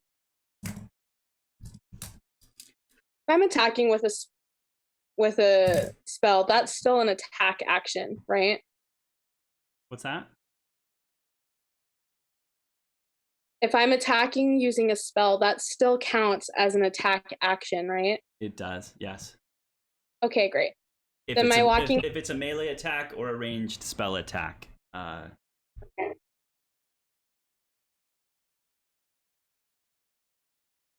Okay. Then I'm going to move another 10 feet using a feature since I hit. Okay. Sounds like a plan. And how far is the dragon from me now? It is still about 35 feet. It's hard to say with the dragon. Its head is closer. If you aimed at its head, it's within about 30 feet of you. Okay. Hold on. I need to think this through. I'm no longer in spring. So how impulsive do I want to try and be here? Its head is within 30 feet? Yep. Okay, I'm going to try something. This could go horribly wrong. But I have a bonus action. So I'm going to use, if I can, okay. I'm going to use face step to teleport so I'm sitting kind of on the back of its head. Okay. And how far is face step? Is that 30 feet? 30 feet, yeah. Okay, I'll let you do this. I'm going to have you make an either acrobatics or athletics check. See Okay. if you can kind of grab on and hold onto it. I got a natural 20. Okay. So that puts me at a 27, David. Okay. I'm gonna just like stick you up there, kind of on his head. And since I'm using Face Step, it has an extra feature since I am now in summer. Okay. Immediately after I use my Face Step, the creature of my choice within 5 feet of me is going to take fire damage equal to my charisma modifier, just automatically. Okay. I have that here, so I will mark that down. Roars in aggravation. Technically, would this count as flanking now? I suppose in a way it kind of does. Flanking from above. Yeah, I'll give you that. Awesome. In this moment, as this happens, it is going to use a legendary action at the end of your turn to swing its tail around and make an attack at Lairdris, who is swinging at it down below. So we will roll a nat 20 on that same dice. Wow. And that means that we will get...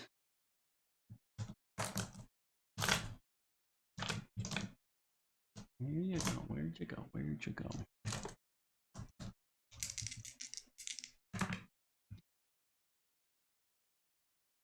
26 points of bludgeoning damage to Lairdris. He is raging.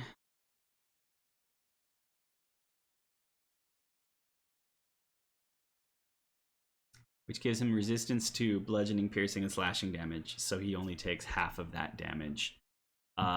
So we'll say 11 points of damage is all that he takes. Okay. David? Yep. You wrote down the disadvantage and stuff for the dragon, right?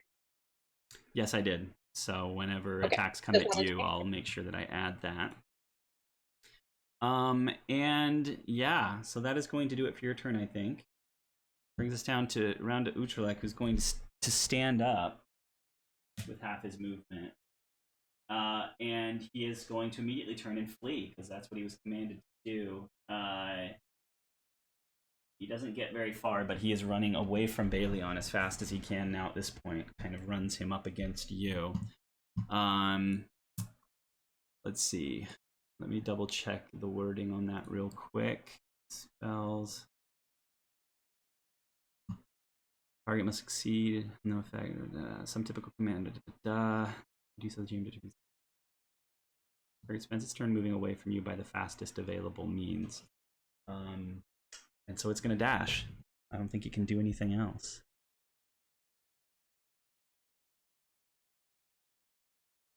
Yeah. So, and it's going to jump off and kind of land down here, and I will make a dex check, which it succeeds just fine, and he lands on the ground down below. You know what? He probably takes a little bit of falling damage.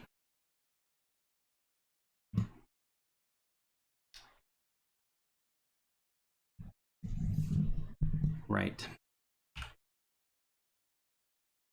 Okay, at that point in time, that's going to do it for him. Now it's the dragon's turn. I think, guys, we're going to have to end on this tonight because Beth has to go.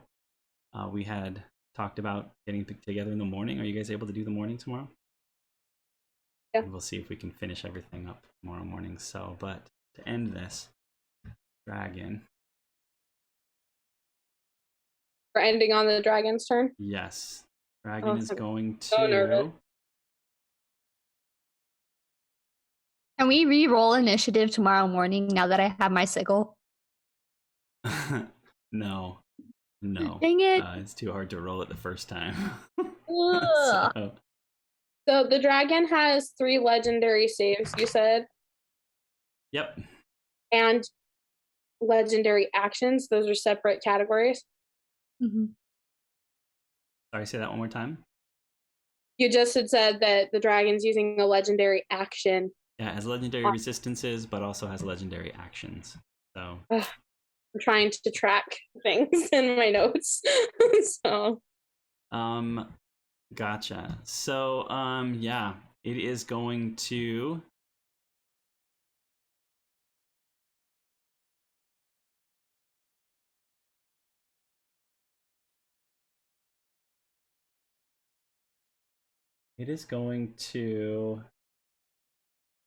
honestly, Lair just has its attention at the moment.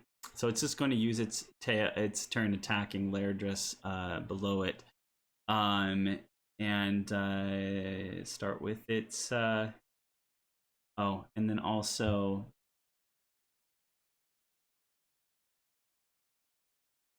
flanking doesn't help him if it's not his turn, right? no. I need at this point everyone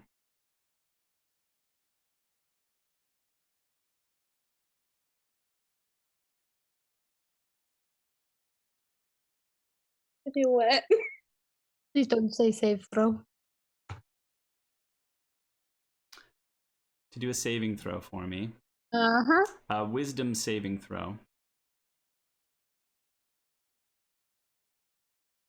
Is this magic? Is this against magic? I don't think this is magic. Nope, not magic. And it has nothing to do with being charmed, right? Nope. Okay. Nope, I don't. It doesn't say that it's trying to charm you. No. Okay. Just to clarify, when I do my saving throw, it's a d20 plus whatever my saving throw modifier is. Yep. And you're going for wisdom. We're all doing it, Dave? Yep. Everyone. I got a 14. 17? I also have a 17. 26. 17. Wicked, did I hear 17 from you? Yeah. And from me. Okay. 26. Bitsy?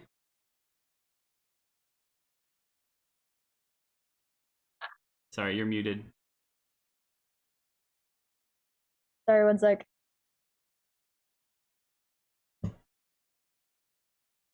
How'd you do, Bitsy?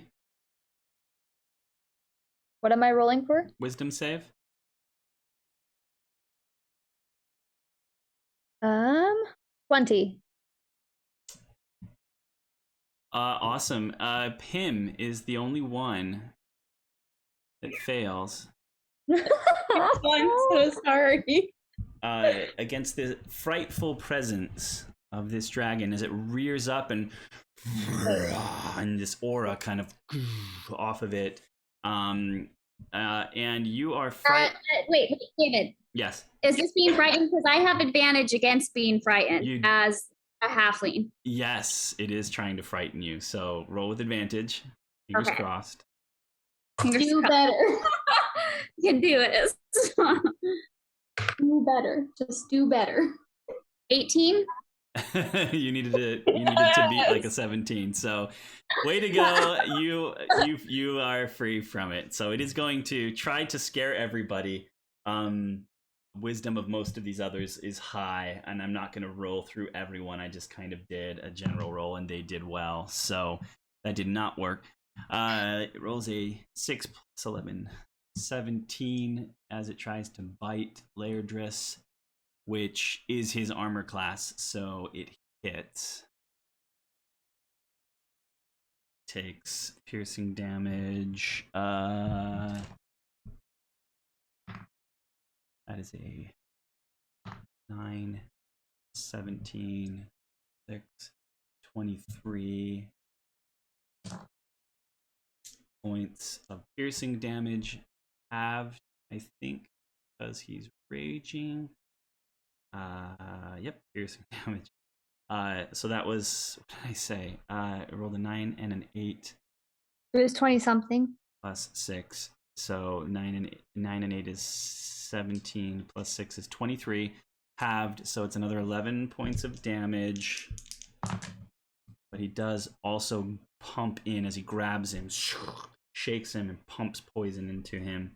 Another 8 points of damage, so that's 19 points altogether. He's taking a lot of damage and still isn't showing it. And then he's also going to swing his. And then he's going to swing his claws and make 2 more attacks at Lairdris with his claws. 13, 11, that's going to hit.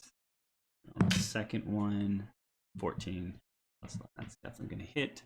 And it's going to be slashing damage. 6. 12, I rolled 2 6s. 12 plus 6, 18.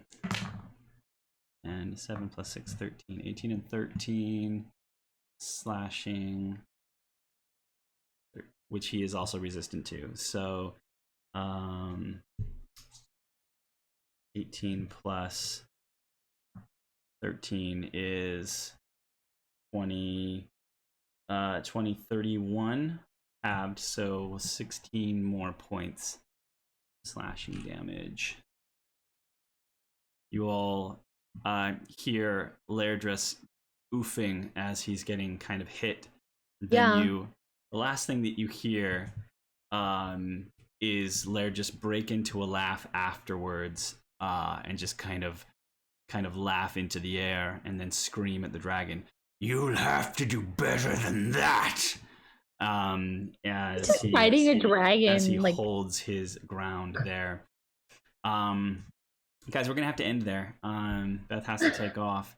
And I know it's because we started late, but I just did not have time to get to the things today or the last little while that I needed to. So I will see you tomorrow morning.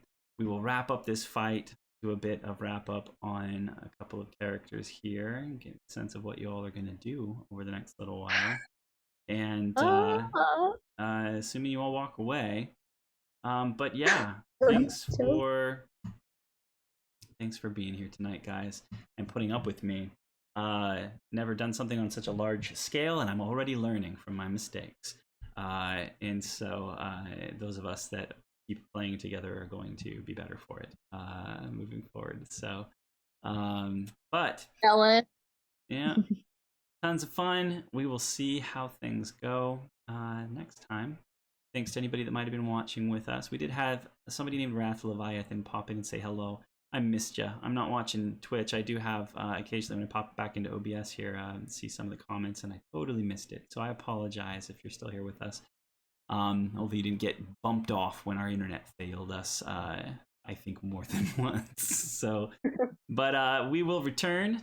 We'll try to hop on tomorrow morning, finish things up. Until then, may all your stories be grand ones. And yeah, thanks for watching. And we will see everybody later. Bye-bye.